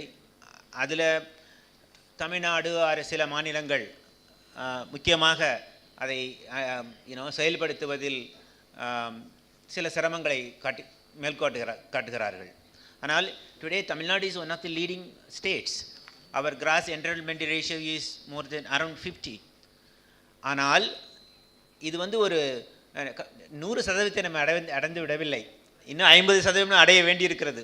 அதற்கு மற்ற கொள்கையிலிருந்து எந்த பகுதிகளை எடுத்துக்கொண்டு செயல்படுத்த வேண்டும் என்பதை தமிழ்நாடு கட்டாயமாக அதை செய்ய வேண்டும். அதை தமிழ் ஆளும் கட்சிகளாக இருக்கட்டும், மற்றவர்களாக இருக்கட்டும், அதை உணர்ந்து கொள்ள வேண்டும். இந்த எஜுகேஷன் சிஸ்டம், இந்த teaching, research and social responsibility இதெல்லாம் சொல்லும்போது இன்றைக்கு மாணவர்கள் கட்டாயமாக அதை அவர்கள் உணர வேண்டும். அதற்கான முயற்சிகளை எடுக்க வேண்டும், அதற்கான தகவல்களை சேகரிக்க வேண்டும், அண்டு அதை எப்படி செய்வது என்று ஆசிரியர்களுடைய வழிமுறைப்படி செய்ய வேண்டும். அதே மாதிரி ஆசிரியர்களும் முக்கிய பங்கை வகிக்க வேண்டும். நம்மளுடைய ட்ரெடிஷ்னலாக நம்ம டீச்சர்ஸ் நம்ம காலையில் 9 மணிக்கு போய் 2 பாடத்தை சொல்லி கொடுத்துட்டு அதுக்கான பேப்பரை திருத்தி கொடுத்துட்டு வந்துட்டோம் அப்படிங்கிற கல்வி முறையிலிருந்து நம்ம ஒவ்வொரு மாணவரும் எப்படி அந்த வகுப்புக்கு வந்தார்கள், அந்த ஃபஸ்ட் இயரோ செகண்ட் இயரோ வந்தார்களோ, அந்த ஒவ்வொரு வருஷத்துலேயும் நம்ம எந்த அளவுக்கு அவங்க முன்னேறினார்கள் என்பதை நம்ம பார்ப்பது நம்மளுடைய டீச்சர்ஸோட கடமை. அதே மாதிரி teachers should also take responsibility in institutional administration, services and social responsibility initiatives. And the role is getting changed, and from a very unified unidirectional role to a multidimensional role. அந்த இதுக்கு ஆசிரியர்கள் தங்களை தயார்படுத்திக் கொள்ள வேண்டும். அண்ட் முக்கியமாக கல்லூரி நிர்வாகங்கள் முக்கியமாக இந்த மாற்றத்தை உணர்ந்து அந்த ஆசிரியர்களுக்கான வாய்ப்புகளை கொடுப்பதிலும் அதற்கான ரிசோர்ஸை கொடுப்பதிலும் முக்கியத்துவம் வைக்க வேண்டும். இந்த மாற்றங்கள் வரும்போது இந்த கல்வித்துறையினுடைய குவாலிட்டி தரம் என்பது ரொம்ப முக்கியம். அண்டு நான் ஒரு 20 நாடுகளுக்கு பயணம் செஞ்சிருப்பேன். ஒவ்வொரு தடவையும் வெளிநாடு சென்று வரும்போது நம்ம நாடு எப்போ இந்த மாதிரி வரப்போகிறது என்று நான் நினைப்பது உண்டு. அண்டு இப்போது இந்த நெக்ஸ்ட் 10-20 வருஷங்களில் அந்த மாற்றம் வரும். அந்த மாற்றம் வர வேண்டும் என்றால் நம்மளுடைய கல்வி நிறுவனங்களுடைய தரம் உயர வேண்டும். அது எப்படி உயரும்? அது நீங்கள் சொல்லிக் கொடுக்கும் பாடங்களிலும் நீங்கள் செய்யும் ரிசர்ச்சிலும் உங்களுடைய சோஷியல் அவுட்லுக் இதிலெல்லாம் எப்படி மாற்றங்கள் வரப்போகிறதோ அதை பொறுத்து தான் இது மாற வேண்டும். ரொம்ப குறிப்பாக சொல்ல வேண்டுமானால் கட்டாயமாக நிறைய பேர் ஆசிரியர்களோ இல்லை முதல்வர்களோ உங்கள் நாக் சர்டிஃபைடு காலேஜில் இங்கே பார்ட்டிசிபேட் பண்ணியிருப்பீங்க. அந்த நாக் சர்டிஃபிகேஷன் எப்படி நடக்குதுங்க உங்களுக்கு தெரியும். அதில் இருக்கிற நல்ல விஷயங்கள், அதில் இருக்கிற குறைபாடுகள், உங்களுடைய கல்லூரியினோட பெர்ஸ்பெக்டிவில் எப்படி இருக்குதுன்னு உங்களுக்கு தெரியும். அதே மாதிரி இதை அசஸ்மெண்ட் பண்ணுற நிறுவனங்களுக்கும் நிறைய சேலஞ்சஸ் இருக்கிறது. அதனால் இதை வந்து ஒரு கூட்டு முயற்சியாக ஸ்டேக் ஹோல்டர் அப்ரோச்சாக இதை மாற்றுவதற்கான முறைகள் நடந்து கொண்டிருக்கிறது. கல்வியாளர்கள் தெரியும் தட் முனைவர் ராதாகிருஷ்ணன் ஃபார்மர் இஸ்ரோ சேர்மன் தலைமையிலே ஒரு கமிட்டி போடப்பட்டிருக்கிறது. அந்த கமிட்டி டிராஃப்ட் ரிப்போர்ட்டை கொடுத்துருக்காங்க. அது வந்து மை கவர்மெண்ட் போர்ட்டலில் 3 மாதம் வந்து பப்ளிக் ஒப்பீனியனுக்காக இருந்தது. அதனுடைய கடைசி நிறைவு அறிக்கை தயாராகி கொண்டிருக்கிறது. அந்த பொறுப்பை என்னிடமே கொடுத்திருக்கிறார்கள். அந்த பொறுப்பு ப்ளஸ் அதனுடைய implementation of that committee professor Anil Sahasrabudhe தலைமையில் நடக்கிறது. அந்த கமிட்டிலையும் எனக்கு வாய்ப்பு இருக்கிறது. இப்போது இதில் ஒரு 4 விஷயங்களை மட்டும் நான் இங்கே பகிர்ந்து கொள்ள விரும்புகிறேன். ஒன்று வந்து இன்று பொருளாதாரத்தில் வளர்ந்த நாடுகளாக இருக்கட்டும் ஆர் நம்மளை முதல்ல சமநிலையில் இருக்கும் நாடுகளாக இருக்கட்டும், இந்த அக்ரெடிட்டேஷன் என்பது இப்போது இருக்கிற மாதிரி A++, A and all that is not there. It is only binary accreditation. So முதல் மாற்றம் கட்டாயமாக binary accreditation is going to be launched. And the binary accreditation will remove unhealthy competition among institutions and unfair practices that are followed by the institutions. That is the first thing. Second, இப்போ இந்த மாதிரி binary அக்ரிடேஷனை பண்ணும்போது ஒரு institution is accredited or not accredited. சில நிறுவனங்கள் வந்து கிட்டத்தட்ட அந்த லிமிட்டை அடைந்திருப்பார்கள். பட் ஒரு மார்க்லேயே 2 மார்க்லேயே ஸ்டூடெண்ட்ஸ் ஃபெயில் ஆகிறது மாதிரி அவங்க அதை அடைய முடியாமல் இருந்திருக்கும். அவங்களுக்கு ஒரு ப்ரொவிஷனை க்ரியேட் பண்ணுறாங்க. அண்ட் அந்த அக்ரெடிட்டான அத்தனை இன்ஸ்டிடியூஷன்ஸும் ஒரே லெவலில் வைக்க முடியாது. அதுக்காக 5 லெவல்கள் வரப்போகுது. அது வந்து இப்போ இருக்கிறது மாதிரி இருக்காது. இப்போ நாக் ப்ராசஸில் இன்வால்வ் ஆனவங்களுக்கு தெரியும். ஒரு பர்டிகுலர் இன்ஸ்டிடியூஷன் மொதல் சைக்கிளில் வருதோ, 2வது சைக்கிளில் வருதோ, அல்லது 3வது சைக்கிளில் வருதோ, ஒரே மேனுவல் தான் நாங்கள் யூஸ் பண்ணுறோம். இப்போ அது என்ன ஆகுதுன்னா, அந்த மெச்சூரிட்டி ஆஃப் த இன்ஸ்டிடியூஷனை அதை மெஷர் பண்ணுறது இல்லை. அதனால் இப்போ புதிய கொள்கையில் புதிய மாற்றத்தில் வரும்போது ஒவ்வொரு லெவல் 1 to level 5 அதுக்கு ஒவ்வொரு லெவலுக்கும் வேறு வேறு மேனுவல்ஸ் அண்ட் மெட்ரிசஸ் இருக்கும். அதை வந்து நீங்கள் ஒவ்வொரு தடவையும் மேலே போகணும். இப்போ அந்த டாப்பில் 5 லெவலில் இருக்கிற இன்ஸ்டிடியூஷன்ஸ் வந்து global institutions of research and education. அந்த நம்ம இந்தியாவில் இருக்கிற உலக அளவில் இருக்கிற தரம் உயர்ந்த கல்லூரி நிறுவனங்களோட போட்டி போகிற அளவுக்கு இருக்கிற நிறுவனங்கள் தான் அந்த டாப் 5ல் இருக்கும். அப்படி நீங்கள் பார்த்தீங்கன்னா இன்றைக்கி இருக்கிற ஐஏஎஸ்சி பெங்களூரோ அல்லது ஐஐடி மெட்ராஸோ அந்த மாதிரி நிறுவனங்கள் அந்த லெவல் 5ல் இருக்கும். அந்த நிறுவனங்கள் மாதிரி மற்ற நிறுவனங்களும் மேலே போகிறதுக்கு முயற்சி பண்ணணும். ஸோ அது மாற்றம். 2வது மாற்றம், கல்லூரிகள் குறிப்பாக ஆசிரியர்கள் சொல்கிற ஒரு பெரிய குறைபாடு and management also. there are 4-5 நிறுவனங்கள் இருக்குது. இப்போ UGC, AICTE, knock, NBA, Aceh, there are so many நிறுவனங்கள். வருஷம் ஒவ்வொரு தடவையும் நீங்கள் ஒவ்வொரு நிறுவனத்துக்கும் முதல்லேருந்து நீங்கள் டேட்டாவை கொடுத்துக்கிட்டே இருக்கணும். அது ஒரு வேலையாகவே போயிடுது. அதில் டீச்சர்ஸ் ரொம்ப கஷ்டப்படுறாங்கங்கிறது எல்லாருக்குமே தெரியும். பாடம் சொல்லி கொடுக்குறத விட அந்த டேட்டா ஃபில் பண்ணுறதுலேயே நிறைய டைம் ஸ்பெண்ட் பண்ணுவாங்க அவங்க அந்த டீச்சர்ஸ். அதையெல்லாம் இப்போ எடுத்துகிட்டு ஒரே ஒரு நிறுவனம், அது தெரியும் உங்களுக்கு, one nation one data, platform is getting ready. Before 31st December, the One Nation, One Data platform will be launched. அதில் வந்து ஒவ்வொரு கல்வி நிறுவனமும் ஒரே ஒரு தடவை அந்த டேட்டாவை சப்மிட் பண்ணால் போதும். அது ரெண்டாவது மாற்றம். மூணாவது மாற்றம், ஒரு கல்வி தரத்தை நீங்கள் நிர்ணயிக்க வேண்டும் என்றால் அதனுடைய அவுட்புட் ஆர் அவுட்கம்மை வச்சு தான் நிர்ணயிக்க முடியும். ஒரு கல்லூரியில் வந்து எத்தனை வகுப்புகள் இருக்கிறது, எத்தனை அரங்கங்கள் இது மாதிரி இருக்கிறது, ஆர் எத்தனை ஆய்வுக்கூடங்கள் இருக்கிறது, அது வந்து கல்வி தரத்தை நிர்ணயிக்காது. அந்த என்ன ப்ராசஸ் ஃபாலோ பண்ணுறாங்க, அந்த ஸ்டூடெண்ட்ஸ்க்கு என்ன ஸ்கில்ஸை டெவலப் பண்ணியிருக்காங்க, நாலேஜ் அண்ட் ஸ்கில்ஸை டெவலப் பண்ணியிருக்காங்கங்கிறத பொறுத்து தான் அந்த கல்வியினுடைய தரத்தை நிர்ணயிக்க முடியும். அதனால் இப்போ இருக்கிற முறைகளில் நீங்கள் பார்த்தீங்கன்னா அதிக weightage is given to input. அதை மாற்றி ப்ராசஸ் அண்ட் அவுட்கம் இது ரெண்டையும் பேஸ் பண்ணி இந்த பேராமெட்ரிசஸ் வில் பி டிஃபைன்ட். அதனால் உண்மையிலேயே கல்வி தரம் அதிகமாக இருக்கிற அந்த முயற்சியில் ஈடுபட்டிருக்க நிறுவனங்கள் வந்து அதை நல்லா செய்ய முடியும். அது மூணாவது மாற்றம். நாலாவது மாற்றம் வந்து இந்த டேட்டாவை ஃபில் பண்ணி நாக்கு சப்மிட் பண்ணிடுவாங்க. அந்த டேட்டா வந்து ரொம்ப சீக்ரெட். எப்படின்னா அங்கே அந்த கல்வி நிறுவனத்தில் வேலை செய்கிறவங்களுக்கே இப்படி ஒன்று நடந்திருக்கானே தெரியாது. அந்த செமினார் நடந்ததோ இல்லை அதில் இருக்கிற அறிவியல் கண்டுபிடிப்புகளோ எதுவுமே தெரியாது, ஒரு பெரிய சீக்ரெட்டாக இருக்கும். இப்போ அதை மாற்றி செல்ஃப் டிஸ்க்ளோஷர், அதாவது உங்களுடைய கல்லூரியினுடைய வெப்சைட்டில் நீங்கள் என்னவெல்லாம் டேட்டா சப்மிட் பண்ணீங்களோ அது எல்லாமே அந்த வெப்சைட்டில் இருக்கணும். அதை பார்க்குற பப்ளிக், பர்டிகுலர்லி ஸ்டேக் ஹோல்டர்ஸ், அவங்க யார், ஸ்டூடெண்ட்ஸ், டீச்சர்ஸ், பெற்றோர்கள், மற்றவங்கெல்லாம் அதை பார்க்குறவங்கெல்லாம் அந்த டேட்டாவிலேருந்து தப்பு இருந்துன்னா அதை பாயிண்ட் பண்ணுறதுக்கான வாய்ப்பு க்ரியேட் பண்ணுறோம்.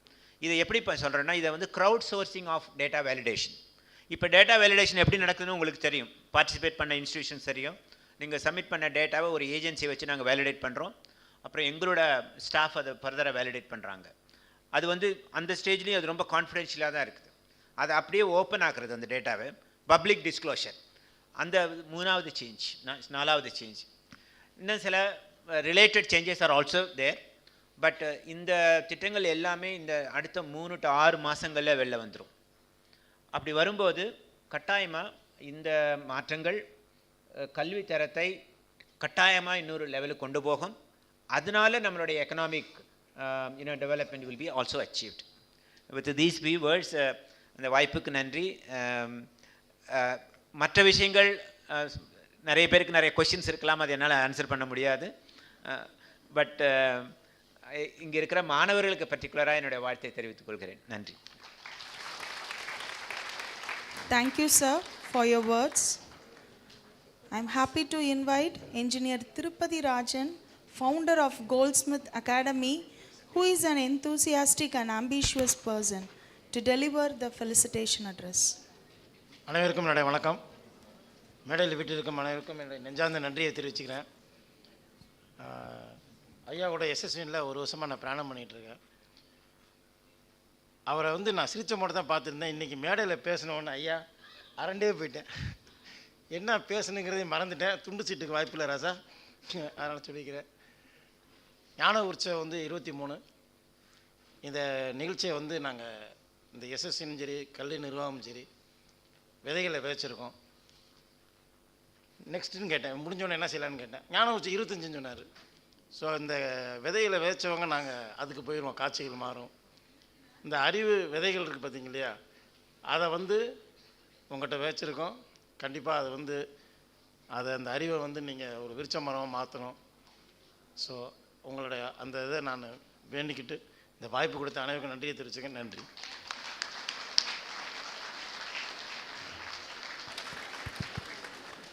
Thank you, sir.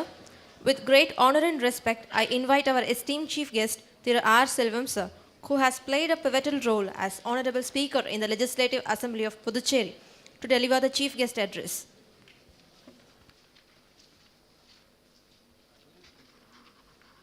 நானூற்று 23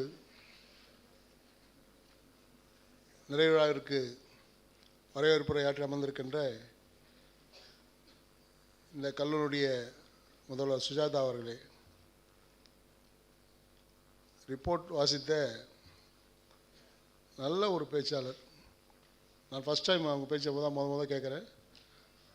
நம்முடைய கமலா சார் வந்து மிக அருமையான முறையில் அவருடைய பேச்சு நகைச்சுவையாக இருந்தாலும் கூட மாணவர்களை ஈர்க்கின்ற ஒரு பேச்சாக சிறந்த முறையிலே இந்த நிகழ்விற்கு அது ஒரு தைரியத்தை கொடுக்கக்கூடிய ஒரு நிகழ்வாக பேசிய கமலா செல்வராஜ் சார் அவர்களே, எங்களெல்லாம் வழிநடத்தி செல்கின்ற பேராசிரியர் கனக சபாபதி அவர்களே, திருப்பதி ராஜன் அவர்களே, நாக் டைரக்டர் கணபதி கண்ணபுரான் அவர்களே, வாழ்த்துறை வழங்க இருக்கின்ற பிரியா அவர்களே, வந்திருக்கின்ற பல்வேறு துறைகளில் வந்திருக்கின்ற நானோற்சவத்தினுடைய பேராசிரியர்களே, மாணவ செல்வங்களே, பத்திரிகை சகோதரர்களே, உங்கள் அத்தனை பேருக்கும் நன்றி கலந்த மாலை வணக்கத்தை கூறி, தேசிய கல்விக் கொள்கையானது 2020ஆம் ஆண்டு நம்முடைய பாரத பிரதமர் அவர்களால் இன்றைக்கு நாடு முழுவதும் பிரகடனப்பட்டு ஏறத்தாழ இந்தியாவில் இருக்கின்ற 28 மாநிலங்களிலே அது நடைமுறைப்படுத்தப்பட்டு 5 யூனியன் பிரதேசங்களிலும் அது இன்று நடைமுறைப்படுத்தப்பட்டு வருகிறது. எங்கே பாண்டிச்சேரியிலும் இல்லை, அது இப்போ தான் இந்த ஆண்டு தான் அதை ஆரம்பிச்சிருக்கும். பாண்டிச்சேரியில் முதலாக இந்த ஆண்டு தான் அதை கொண்டு வரதுக்கான முயற்சி எடுத்துருக்கோம். பட் எங்ககிட்ட என்னென்னு பார்த்தீங்கன்னா நவோதயா, கேவி போன்ற பள்ளிகளெல்லாம் தொடர்ந்து என்றைக்கு மத்திய அரசு அனுமதித்தோ அன்றையிலேருந்து இன்று வரைக்கும் தமிழகத்தில் அது இல்லை. ஆந்திரா, தெலுங்கானா போன்ற மாநிலம் இந்த தேசிய கல்விக் கொள்கை இன்று வரை பின்பற்றப்படவில்லை. நம்முடைய பாரம்பரியமிக்க கலாச்சாரமிக்க நம்முடைய நாட்டிலே இருக்கின்ற அத்தனை மாணவர்களும் இன்றைக்கு பார்த்திங்கன்னா எதெல்லாம் படிக்கணும் அதை படிக்கிறது கிடையாது. முகலாயருக்கும் நமக்கு என்ன சம்மந்தம் இருக்குது? அவுரங்கசீப்புக்கும் நமக்கு என்ன சம்மந்தம் இருக்குது? எனக்கு முன்பாக பேசிய கமலா செல்வராஜ் சொல்லும்போது ஒன்று சொன்னாங்க, ரொம்ப தெளிவாக சொன்னாங்க.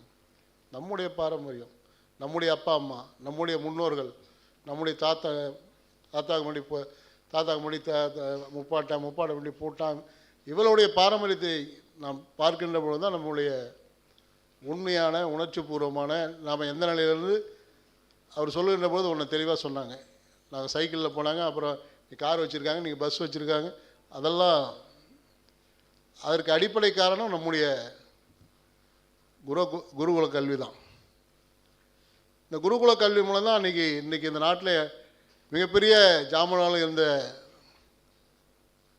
எப்பேற்பட்ட அறிஞராக இருந்தாலும் சரி, அவர்கள் எல்லாம் பார்த்திங்கன்னா இந்த குருகுல கல்வியில் படித்த அத்தனை பேர் 5வது 6வது 3வது வகுப்பு படித்த மாணவர்கள் கூட அந்த குருகுலத்தில் படித்த மாணவர்கள்லாம் இன்றைக்கி உலகம் போற்றும் தலைவர்களாக விளங்கி இருக்கிறாங்க.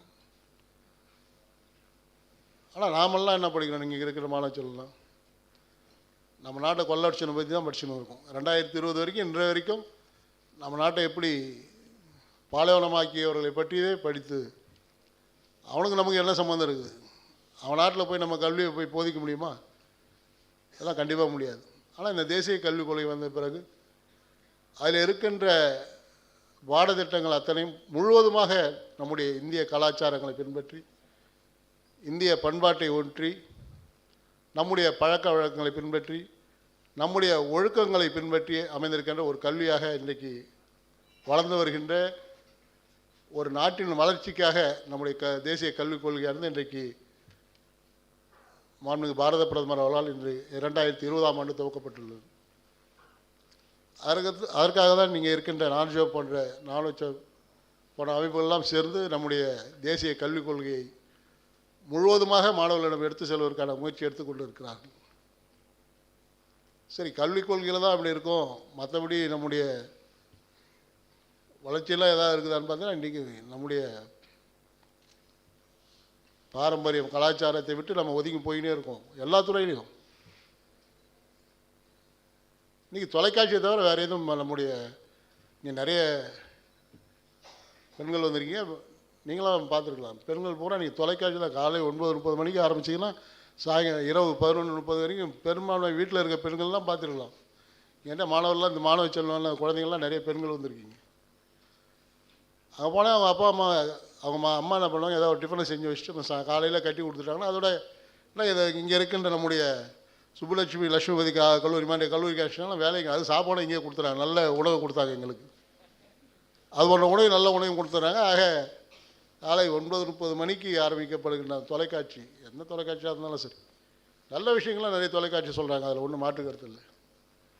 நம்முடைய கலாச்சாரத்தை அழிக்கின்ற, கலாச்சாரத்தை முழுவதாக மிதிக்கின்ற நாடகங்களை தான் இன்றைக்கி பெரும்பான்மையான தொலைக்காட்சிகள் பயன்படுத்தின்னு வராங்க. ஆனால் நமக்கு கல்வி போதிக்கின்ற நிறைய தொலைக்காட்சி இருக்குது. அந்த தொலைக்காட்சி யாரும் பார்க்குறதே கிடையாது.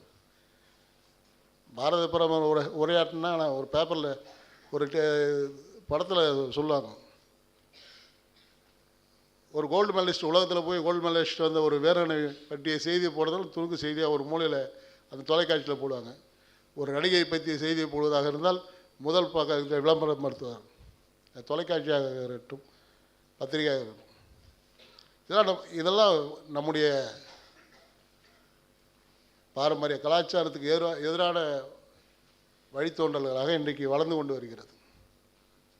இதெல்லாம் மாற்றுகின்ற நோக்கத்தோடு நம்முடைய பாரத பிரதமர் அவர்கள் 2020ஆம் ஆண்டு இந்த தேசிய கல்விக் கொள்கையை நாடு முழுவதும் அமல்படுத்த வேண்டும் என்ற நோக்கத்திற்காக எடுத்த முயற்சி தான் இன்றைக்கு இந்த ஞானோத்சவ் மூலம் இங்கே பயன்படுத்தப்பட்டு கொண்டு வருகிறது. அதுக்காக தான் இங்கே இருக்கின்ற பேராசிரியர் பெருமக்கள்லாம் வந்திருக்காங்க. அவங்களாம் என்ன இங்கே இருக்க கீழே இருக்கின்ற முன்னோர் சிலர் இருக்கவங்களாம் 2 நாளாக அதுதான் போச்சுன்னு இருக்காங்க.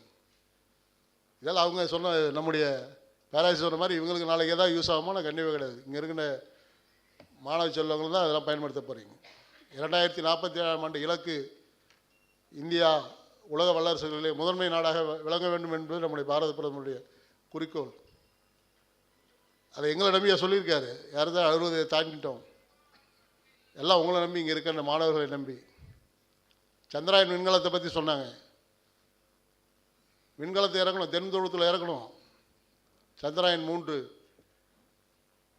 இன்னும் இங்கே கொஞ்ச நாள் ஏசி அதிகப்படுத்தி வச்சாங்கன்னா இந்த குளிர்சாதன போட்டியில் நம்ம உட்காந்துருக்க முடியாது, எது வெளியே ஓட்டுருவோம். அது இறங்கிய இடம் எவ்வளோ தெரியுமா? -200 டிகிரி. உலக நாடுகள்லாம் போட்டி போட்டு பார்த்தாங்க, யாராலும் சந்திராயன் விண்கலத்தை இறக்க முடியல. அந்த தென் துருவ பகுதியிலே அதனுடைய வெப்பநிலை -200 டிகிரி. அந்த சந்திராயன் விண்கலம் இந்தியாவிற்கு மட்டும் உலகத்திற்கே ஒரு சாதனை படைத்த சந்திராயன் 3 இன்றைக்கு இந்தியாவிற்கு கிடைத்த ஒரு பொக்கிஷம். அதையெல்லாம் இங்கே தமிழ்நாட்டில் இந்தியாவில் இருக்க அத்தனை மாணவர்கள்லாம் பல்வேறு இடங்களில் உட்காந்து அமர்ந்து தொலைக்காட்சியில் பார்த்தீங்க, பாராட்டினாங்க, எல்லாம் ஓகே. மிகப்பெரிய வரலாறு. இதையெல்லாம் நம்ம மக்களிடத்தை கொண்டு செல்ல வேண்டும். அதை கொண்டு செல்வதற்கான முயற்சியை தான் இன்றைக்கி நம்முடைய பாரத பிரதமர் அவர்கள் இன்றைக்கி தேசிய கல்விக் கொள்கை மூலமாக இன்றைக்கு எந்த ஒரு பிரதமரும் எந்த நாட்டிலும் செய்யாத முயற்சியெல்லாம் நம்முடைய பாரத பிரதமர் அவர்கள் செய்து கொண்டு வருகிறார். நீங்கள் பாருங்கள், ஏறத்தாழ நம்ம சுதந்திரம் பெற்று 77 ஆண்டுகள் துவங்கிவிட்டது. எந்த பிரைம் மினிஸ்டர் நம்மகிட்ட இருக்கா? காலங்காலமாக பிரைம் மினிஸ்டர் பார்த்துருக்கோம். 77 இங்கே 70 வயது மிக்க பெரியவரெல்லாம் இருக்காங்க. எந்த பிரைம் மினிஸ்டர் மாணவர்களோடு உரையாடினார்? நம்முடைய பிரதமர் உரையாடினார். அது தேர்வு எழுதுவதற்கு முன்பாக ஏறத்தாழ 5 லட்சம் மாணவர்களோடு உரையாடினார். அவருடைய பதற்றத்தை தணிப்பதற்காக தேர்வு எழுத போகின்ற போது அவருடைய முகத்திலே பயம் வரக்கூடாது என்பதற்காக, தேர்வை எவ்வளவு எளிதாக எழுத வேண்டும் என்பதற்காக ஒரு பிரதமரே நேரடியாக மாநிலத்தை சந்தித்து அவர்களுக்கு தேர்வு பயத்தை போக்கி எழுதிய ஒரு முயற்சியும் நம்முடைய பாரத பிரதமர். அவர் போல உழைக்க முடியுமானா கண்டிப்பாக யாராலையும் முடியாது. ஒரு நாளைக்கு 4 மணி நேரம் தான் 5 மணி நேரம் தான் தூங்குறாரு. பாராளுமன்றத்தில் ஒரு நாள் கூட ஆப்சண்ட் இல்லை, ஒரு நாளும் ஓய்வு இல்லை. கொரோனா காலத்திலே ஓய்வு இல்லை. இங்கே நம்முடைய பொருளாதாரத்தை பற்றி நம்முடைய பேராசிரியர்லாம் சொன்னாங்க. அதற்கு காரணம் என்ன? கொரோனா எனும் கொடிய நோய் இந்தியாவை தாக்கிய பொழுது அதை பாதுகாத்த நம்மையும் சேர்த்து பாதுகாத்த பொறுப்பை பாரத பிரதமர் தினசரி மக்களிடையே உரையாற்றினார். அப்படி உரையாற்றின் விளைவாக நம்ம கண்டுபிடித்த அந்த தடுப்பூசியானது இன்றைக்கு உலக நாடுகளெல்லாம் பொருளாதாரத்தை பக்கத்தில் அண்டை நாடுகள் இலங்கை, ஸ்ரீலங்கா ஆகட்டும், பாகிஸ்தான் ஆகட்டும், நேபாள் ஆகட்டும், பங்களாதேஷ் ஆகட்டும், ஏன் சைனாவாக இன்றைக்கி இங்கே பேசுகிற போது சொன்னாங்க, சைனாலாம் மிகப்பெரிய வளர்ந்த நாடுன்னு சொன்னாங்க. இன்றைக்கு அவளுடைய வளர்ச்சி விகிதம் 50% தான் அப்படின்னு பொருளாதார நிபுணர்கள் கணக்கிடுறாங்க. ஆனால் இன்றைக்கும் நம்முடைய நாடு மிகப்பெரிய பேரழிவு, இந்த கொரோனா பேரழிவுக்கு பிறகும் மக்களிடையே எந்த ஒரு தொய்வும் இல்லை, எந்த முன்னேற்றத்திலும் குறையில்லை. இன்றளவுக்கும் மக்கள் அவளுடைய எப்படி கொரோனாவுக்கு முன்பு இருந்தாலும் அதே போன்று தான் இன்றைக்கும் நம்முடைய நாட்டிலே எவ்விதமான தடங்களும் இல்லாமல் அந்த முன்னேற்றமானது நடைபெற்று கொண்டு வருகிறது. அதிலே அதுபோன்ற ஒரு பகுதி தான் இந்த 423 இங்கே தமிழகத்திலே முன்னிலைப்படுத்தப்பட்டு அதற்கான முயற்சியை எடுத்துக்கொண்டு வருகிறார்கள். இந்த தேசிய கல்விக் கொள்கை வருவதன் மூலம் நான் முதலே கூறியது போல அக்பர் முகலாயரும் பற்றி படிக்கின்ற நாம் நம்முடைய இந்திய மண்ணிற்காக போராடிய வீரர்களை பற்றியும் நாங்கள் ஒரு பெரிய இயக்கம் ஒன்று வச்சுருக்கோம். ஐயா கனக சபாபதி தெரியும். ஏறத்தாழ 9 மாநிலங்களில் அதை நிறைவேற்றியிருக்கோம். இந்தியாவிற்காக போராடிய விடுதலை போராட்ட வீரர்களை தாங்கிய தியாக பெருஞ்சுவர் இன்றைக்கு கன்னியாகுமரியில் ஆரம்பித்திருக்கின்றோம். முதலாக புதுச்சேரி மாநிலத்தில் எங்கள் மாநிலத்தில் 1040 விடுதலை போராட்ட வீரர்களை தாங்கிய தியாக பெருஞ்சுவர் ஒன்று அமைத்து அதிலே 1040 விடுதலை போராட்ட வீரர்கள். ஏன்னா நம்மகிட்ட இருக்க வீரபாண்டிய கட்டபொம்மனை பற்றியோ பாரதியாரை பற்றியோ வஉசியை பற்றியோ மட்டுமே நமக்கு தெரிந்திருக்க வாய்ப்பு இருக்கிறது. மற்ற மாநிலங்களில் இருக்கின்ற விடுதலை போராட்ட வீரர்களை பற்றி தெரிந்திருக்க வாய்ப்பு இல்லை. அவர்களையும் தெரிந்து கொள்கின்ற அளவிற்கு மிக அதிக நாட்கள் விடுதலை போராட்டத்திற்காக போராடிய வீரர்களுடைய பெயர்களை தாங்கிய கல்வெட்டு 1040 பேருடைய கல்வெட்டு QR கோடு வச்சுருக்கோம். பார்க்கலாம், பேசலாம், படிக்கலாம். 3 வாசகங்கள் அதில் வச்சுருக்கோம். இந்த QR கோடு ஆன் பண்ணி அவருடைய வாழ்க்கை வரலாறு முழுவதுமாக, அது வீர சிவாஜியாக இருந்தாலும் சரி, கப்பலோட்டிய தமிழனாக இருந்தாலும் சரி, அவருடைய பெயர்களை தாங்கிய அந்த கல்வெட்டில் 1040 கல்வெட்டும் 100 அடி உயரத்திற்கு ஒரு கொடிக்கம்பம் அமைக்கப்பட்டு அது புதுச்சேரி மாநிலத்தில் அமைத்துள்ளோம். அடுத்து குஜராத் மாநிலத்தில் 5 இடங்கள், ஆந்திராவில் ஒரு இடத்திலும், இதுபோன்ற 9 மாநிலங்கள் இன்றைக்கி ஆரம்பிக்கப்பட்டு அதற்கான பணிகள் வெகு வேகமாக நடைபெற்று கொண்டு வருகிறது. ஏன்னா நம்மக்கிட்ட இருக்கிற மறந்து போன நம்முடைய சுதந்திர போராட்டத்தினுடைய தியாகிகளை நினைவுபடுத்தும் விதமாக இன்றைக்கு ஒரு நாளைக்கு இங்கே அதிகப்படியாக சுற்றுலா பயணிகள் வந்து செல்கின்ற ஒரு மாநிலம் புதுச்சேரி மாநிலம். அப்படி கடற்கரை பகுதியில் அதை அமைத்திருக்கிறோம். ஏறத்தாழ ஒரு நாளைக்கு 500லேருந்து 600 பேர் அது முன்னாடி அது வீடியோ எடுத்து அது அவருடைய தங்களுடைய செல்ஃபியில் படம் எடுத்து அவருடைய வாழ்க்கை வரலாறை பார்த்து விட்டு செல்கின்ற அளவுக்கு இன்றைக்கு செய்திருக்கிறோம். ஏன்னா நமக்கு தெரியாது, நம்ம போனதுக்கப்புறம் நம்முடைய நாடு எப்படி சுதந்திரம் பெற்றது என்பதை அறிவதற்கான வாய்ப்பு மாணவர்களுடைய குறைந்து கொண்டு வருகிறது. இன்றைக்கி நடிகர்களுக்கு கொடுக்கிற முக்கியத்துவத்தை நாம் நம்முடைய நாட்டிற்கு கொடுப்பதில்லை. படம் வந்தால், ஒரு திரைப்படம் வந்தால் 500 ரூபா 800 ரூபா 1000 ரூபா கொடுத்து டிக்கெட் வாங்கி பார்க்குறோம். உண்மைதானம்மா? உங்களுக்கு பிடித்த நடிகர் யாராக இருந்தாலும் சரி, அதை பார்ப்பதற்கு 500 ரூபா 1000 ரூபா கொடுத்து வரும். ஆனால் நமக்கு தேவையான ஒரு புக்கு வாங்குறதுக்கு 100 ரூபா வேணும்னா போய் அதை வாங்குறதுக்கு யோசனை பண்ணும். ஒரு விடுதலை போராட்ட வீரர் பெயரை தாங்கிய புத்தகம் ஒன்று வாங்கி அதை படிக்கலான்னு பார்த்தீங்கன்னா யாராவது அதுக்கான முயற்சி எடுப்பீங்கன்னா கண்டிப்பாக இருக்காது.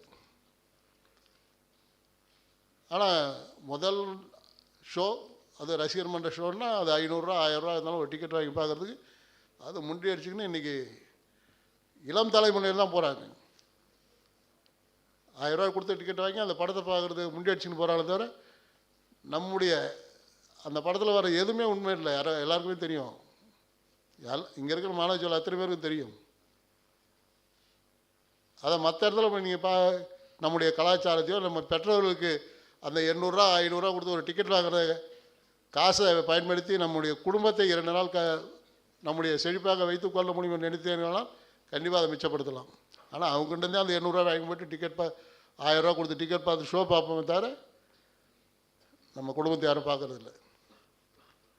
இதெல்லாம் மாற்ற வேண்டும் என்பதற்காக தான் நம்முடைய பாரத பிரதமர் அவர்கள் இந்த அரிய முயற்சி எடுத்துக்கொண்டு வருகிறார். 3 ஆண்டு காலம் ஏறத்தாழ 28 மாநிலங்களில் அமல்படுத்தப்பட்ட இந்த திட்டமானது 5 யூனியன் பிரதேசங்களிலும் அமல்படுத்தப்பட்டுள்ளது.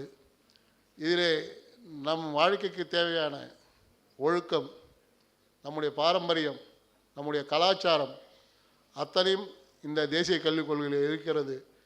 அதை இங்கே இருக்கின்ற மாணவ செல்வங்கள் பயன்படுத்தி வாழ்க்கையிலே எதிர்காலத்திலே இந்தியா வல்லரசாவதற்கான இலக்கு 2047 என்று நம்முடைய பாரத பிரதமர் வித்திட்டு இருக்கின்றார்.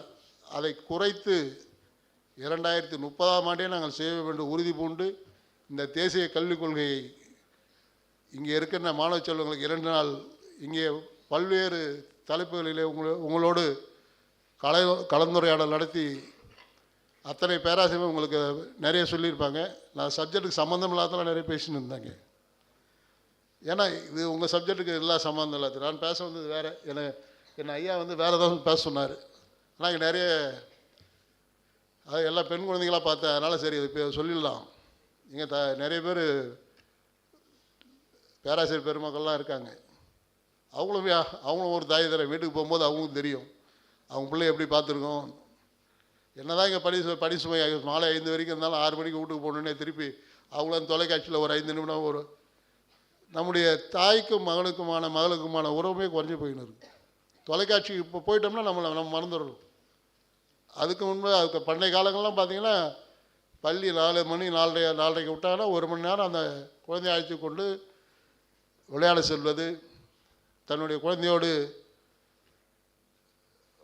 நடைபயணம் செய்வது, அவளை அழைத்து கொண்டு வயல்வெளிக்கு செல்வது போன்ற முயற்சியெல்லாம் இருந்தது. இப்போலாம் கிடையவே கிடையாது.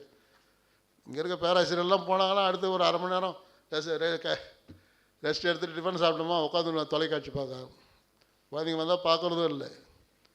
இன்றைக்கு பல்வேறு விதமான போதை வஸ்துகளுக்கு நம்முடைய மாணவ செல்வங்கள் அடிமையாகிட்டு வராங்க. எல்லா மாநிலம் தான். இங்கே குறிப்பாக புதுச்சேரி அதுக்கு விதிவிலக்கெல்லாம் இல்லை. பல்வேறு சட்டத்திட்டங்களை போட்டு நாங்கள் என்ன தான் முடித்தாலும் இன்றைக்கி ஸ்கூல் லிப்புன்னு வருது. ஒவ்வொரு பள்ளிகளுக்கு அருகிலே விற்கிறாங்க. ஸ்கூல் லிப்புன்னு ஒரு 5 ரூபாய்க்கு விக்ஸ் மாத்திர மாதிரி விற்கிறான். அதை வச்சா 7 மணி நேரம் ஒரு மாணவனுக்கு என்ன பண்ணுறோன்னு தெரிய மாட்டேது. அவனோட நரம்பு முழுவதுமாக செல்கின்ற நிலையெல்லாம் இன்றைக்கி வந்துக்கிட்டு இருக்குது. இது ஒவ்வொரு பள்ளிக்கு அருவாயில் விற்குது.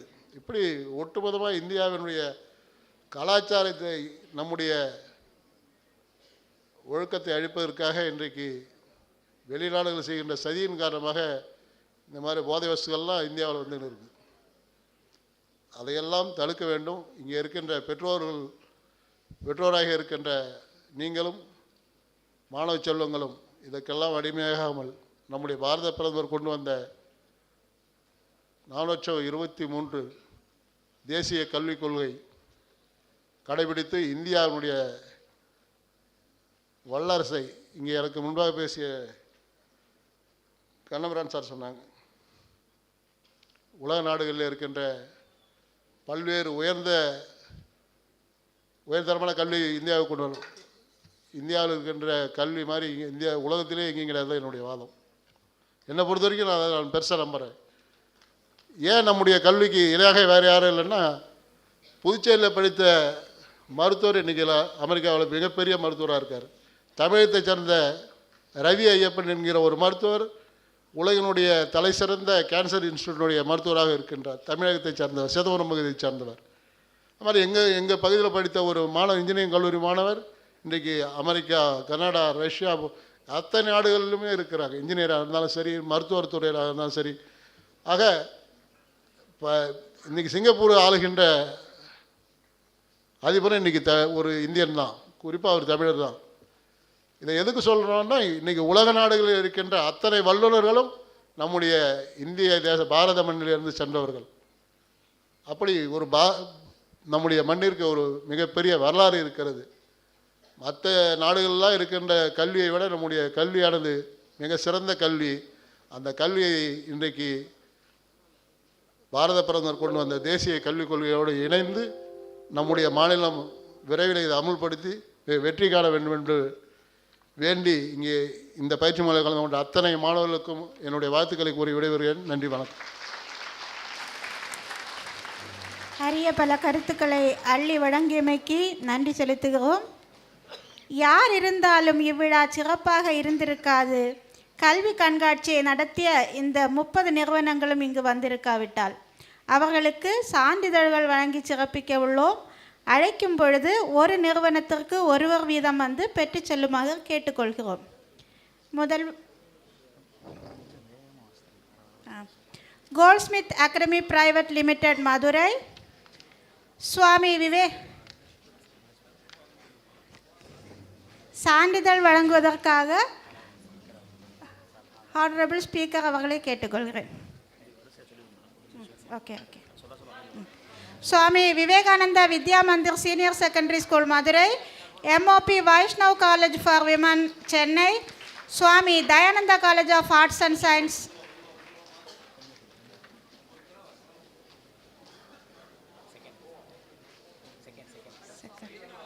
சுவாமி Vivekananda Vidya Mandir senior secondary school Madurai,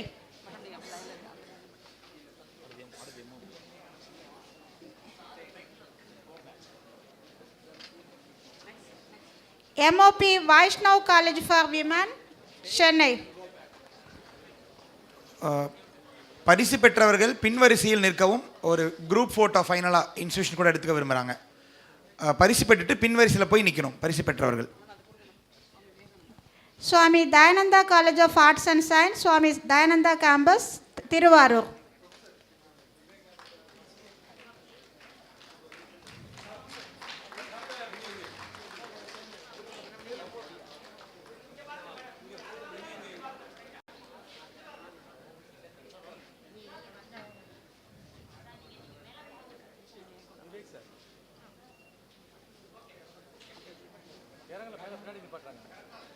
Swami Dayananda college of arts and science,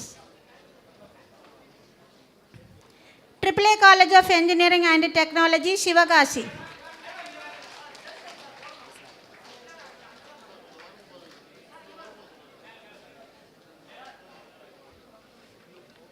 AAA college of engineering and technology Sivakasi. அடுத்து NMS Sermathi Vasan college for women Madurai,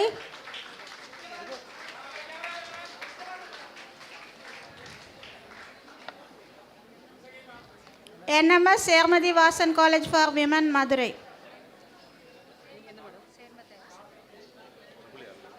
அடுத்து Subbalakshmi Lakshmipathi college of science Madurai,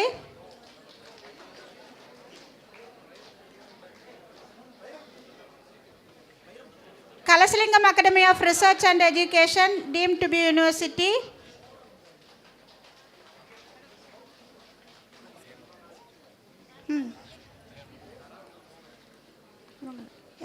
NMS சேர்மத்தாய் Vasan college for women.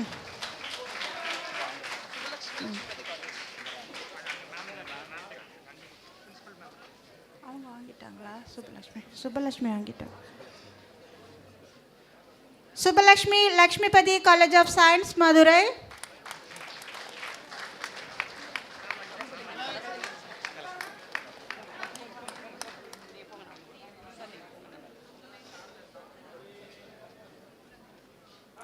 Kalasalingam academy of research and education,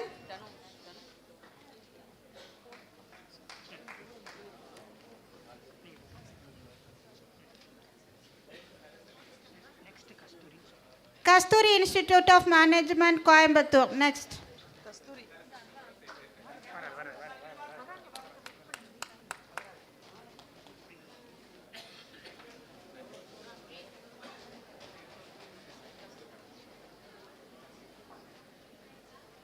Kasturi institute of management Coimbatore.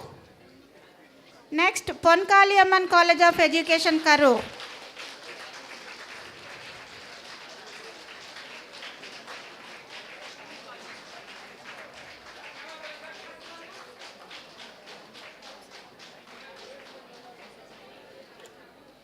Ponkaliamman college of education Karur. Next அரசு college of arts and science for women Karur.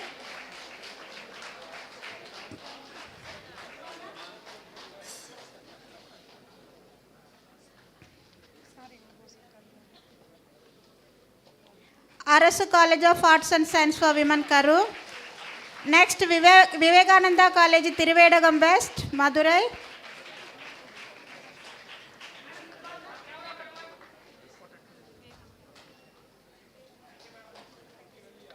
Vivekananda College, Thiruvedagam West, Madurai. Next, KSR Educational Institution, Tiruchengodu, Namakkal.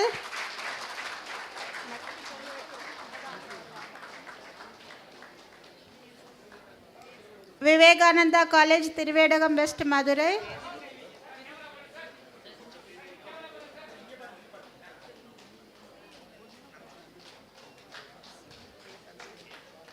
KSR Educational Institutions, Tiruchengodu, Namakkal. Next, Madurai Labour Welfare Association, Higher Secondary School, Madurai.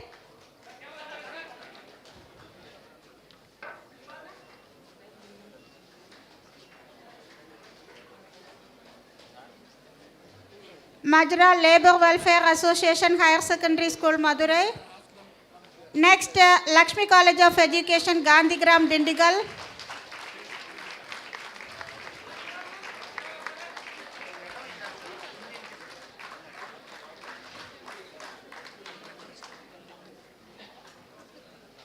Lakshmi College of Education, Gandhigram, Dindigal.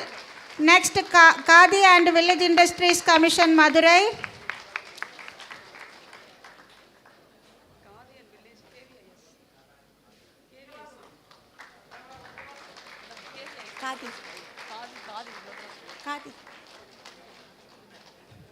Khadi and Village Industries Commission, Madurai.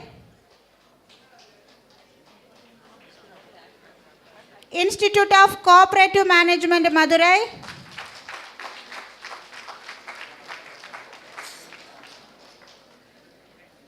Next, MSME Technology Development Center, Madurai.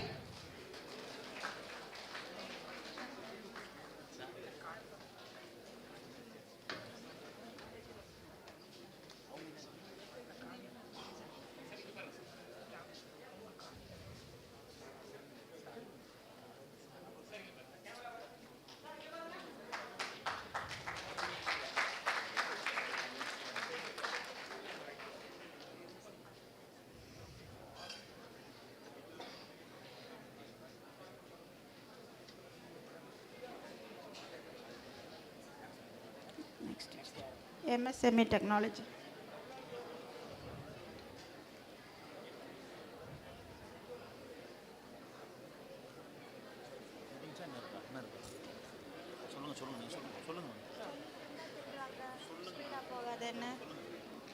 MSME Technology Development Center, Madurai.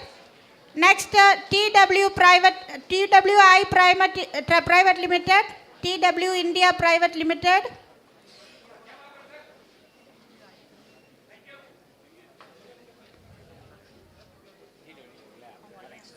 Next, Shakti Foundation Unify Education. Shakti Foundation Unify Education. Next, Tyagi Dharmakan Amardam College of Education, Kanni Rajapuram.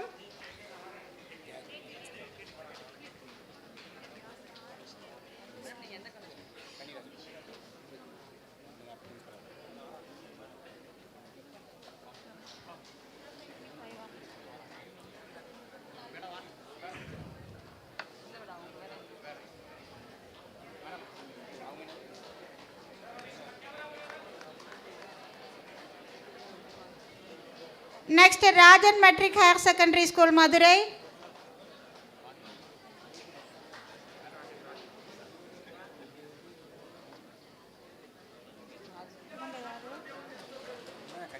Kanni Rajapuram.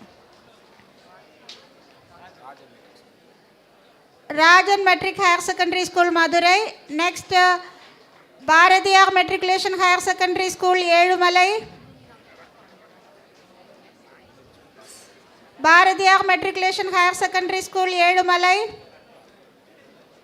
Next, Sri Sharada Niketan College for Women, Karur.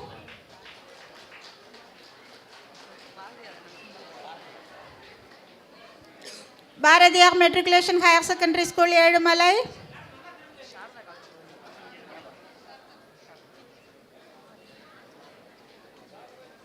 Sri Sharada Niketan College for Women, Karur. Next, M. Kumaraswamy College of Education, Karur.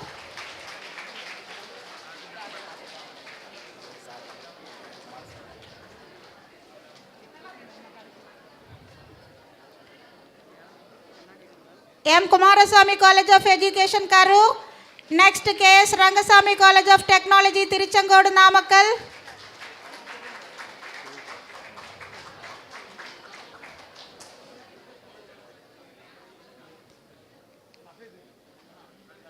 K.S.R. Ramasamy College of Technology. Next, Annai Fatima College of Arts and Science, Madurai. Annai Fatima College of Arts and Science, Madurai. Next, Sabda Vidya Foundation, Marthandam.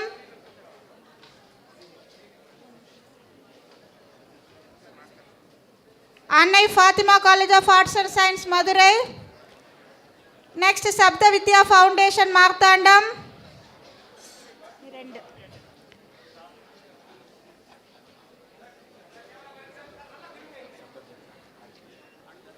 Srimati Andavan Arts and Science College, Trichy. And finally, Krishnamal Ramasubbayar School, Madurai. Sabda Vidya Foundation. Srimati Andavan Arts and Science College, Trichy.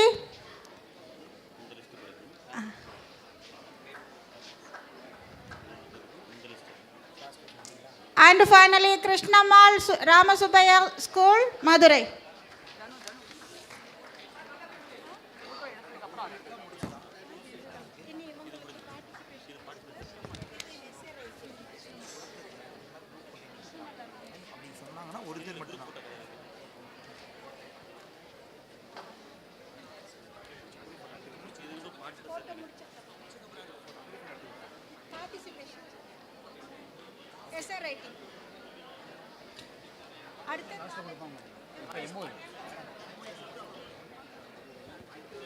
Now I invite the participants to come near to the stage. Come near to the stage. Let it be. Okay. Maharani College of Education, Sarada. Anyone from this college, anyone participant from the college are requested to come near the stage, not on the stage. Maharani College of Education.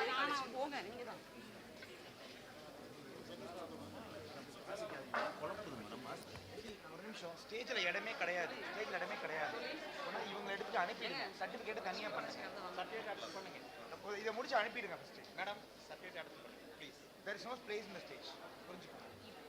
இது முடியிட்டு photo எடுத்து certificate இப்ப கூப்பிடாதீங்க இவங்க ஒரு photo எடுத்து அனுப்பிட்டு திரும்ப கூப்பிடுவாங்க.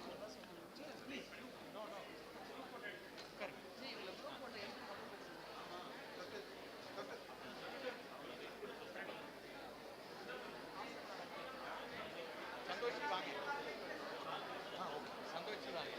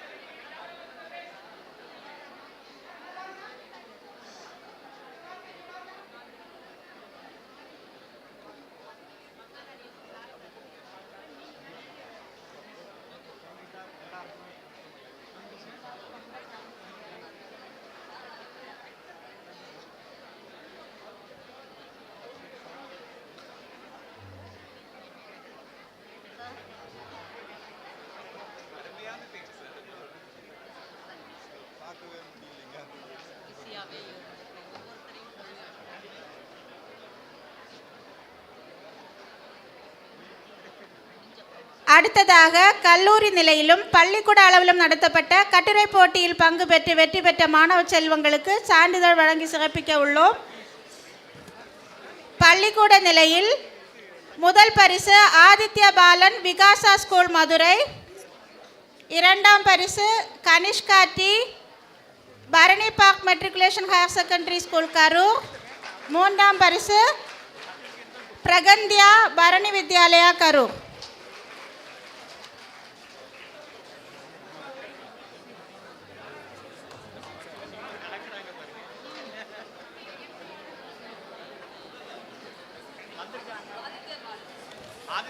முதல் பரிசு ஆதித்ய பாலன் விகாசா ஸ்கூல் மதுரை.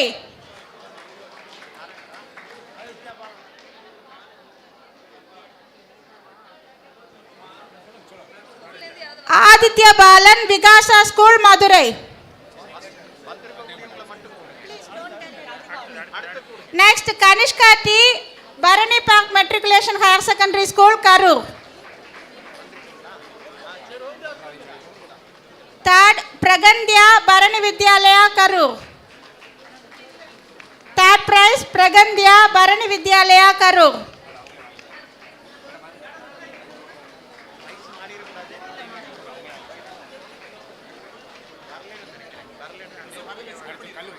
அடுத்ததாக கல்லூரி நிலையிலானது லோகதர்ஷினி. முதல் பரிசு Lokadharshini Lakshmi college of education Gandhi கிராமம்.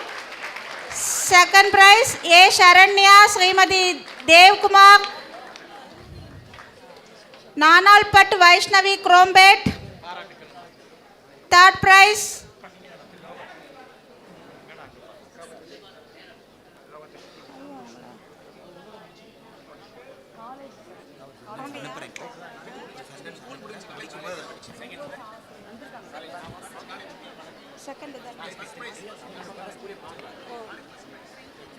கல்லூரி அளவிலான பரிசுகள். முதல் பரிசு Lokadharshini Lakshmi college of education Gandhi கிராமம்.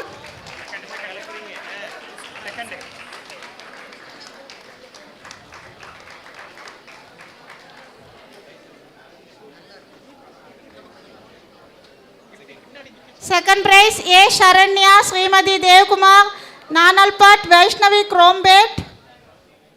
Third prize Firoz Umra Crescent Education College for Women. Firoz Umra.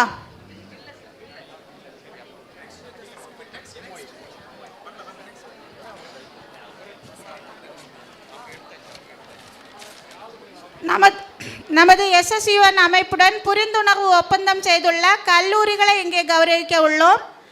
முதலாக அரசு காலேஜ் ஆஃப் எஜுகேஷன் பிரின்சிபல் அரசு காலேஜ் ஆஃப் எஜுகேஷன்.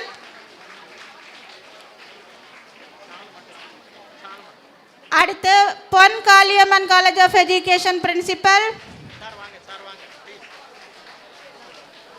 நெக்ஸ்ட் அரசு arts and science college principal.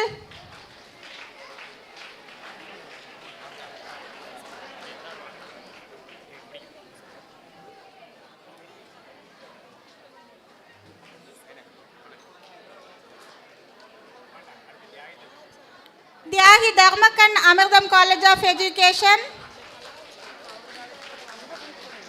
Lakshmi college of education Gandhigram Dindigul. Vellaichamy Nadar college of education Thanjavur. RVS group of institutions சார்பாக professor Lalitha Rao who is also a member of SSUN as convener Bharatiya Bhasha Manch.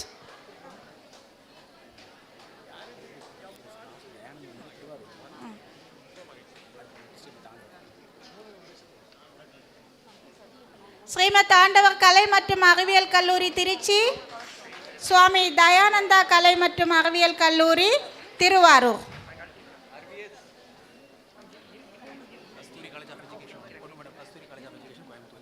Kasthuri college of education Coimbatore.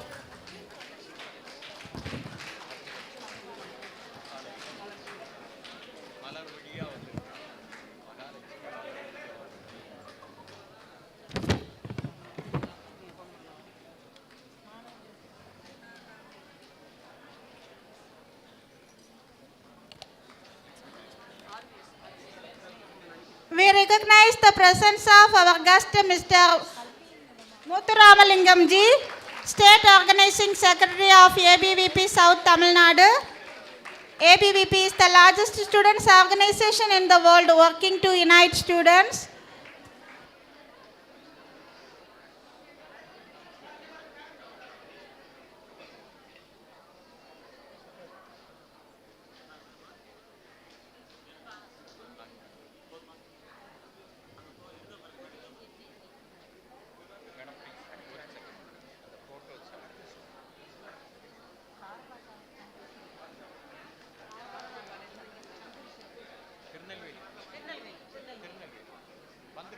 Sharada College of Arts and Science, Tirunelveli. Dr. Chandrasekhar is invited to come up.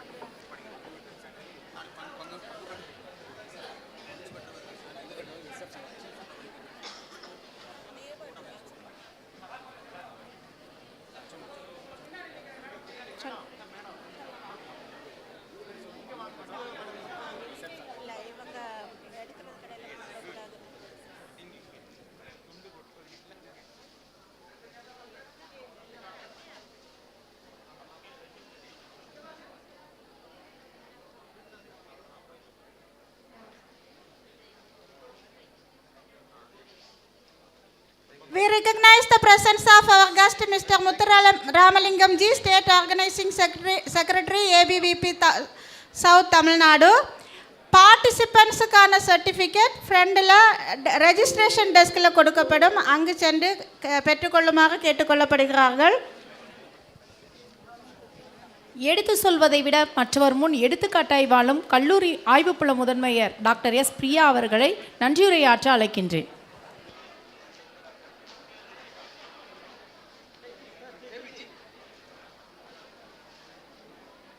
All the students are requested to be present inside the hall till the end of the program, till we play national anthem. Please kindly cooperate.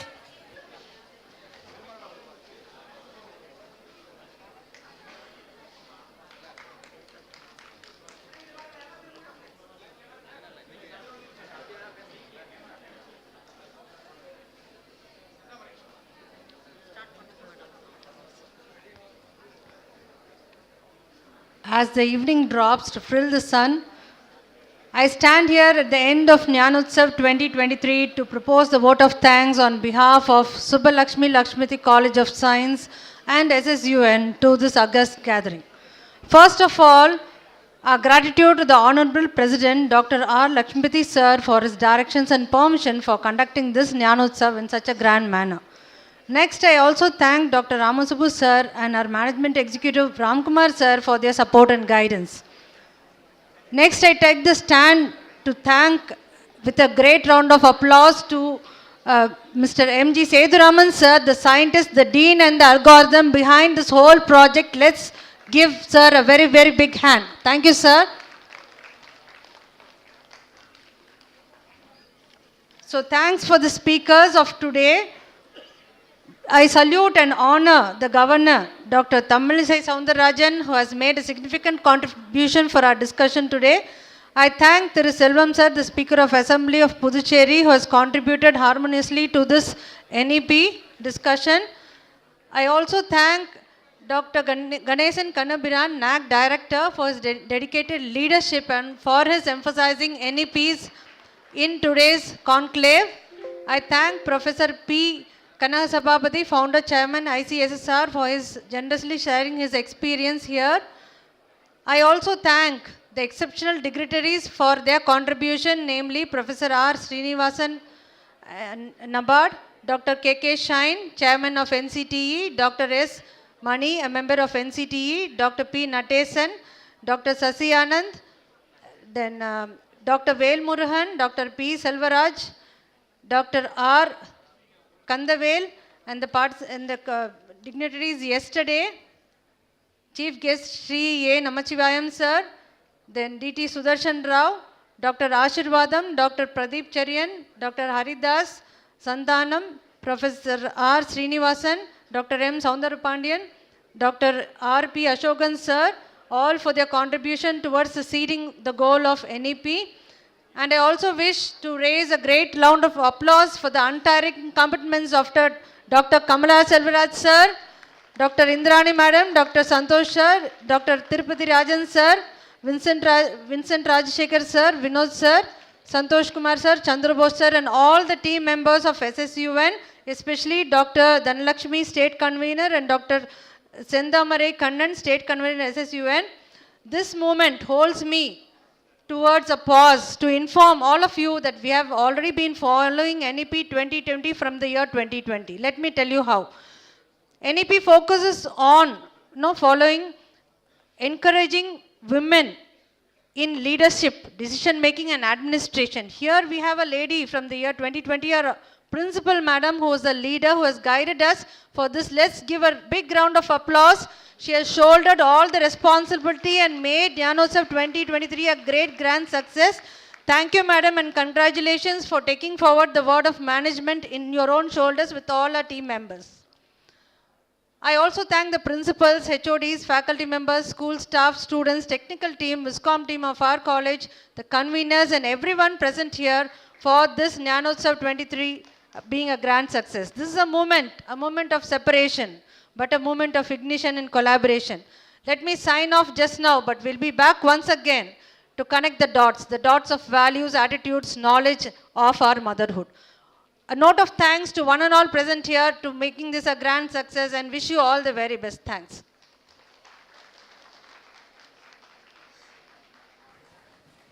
நாட்டுப்பண்.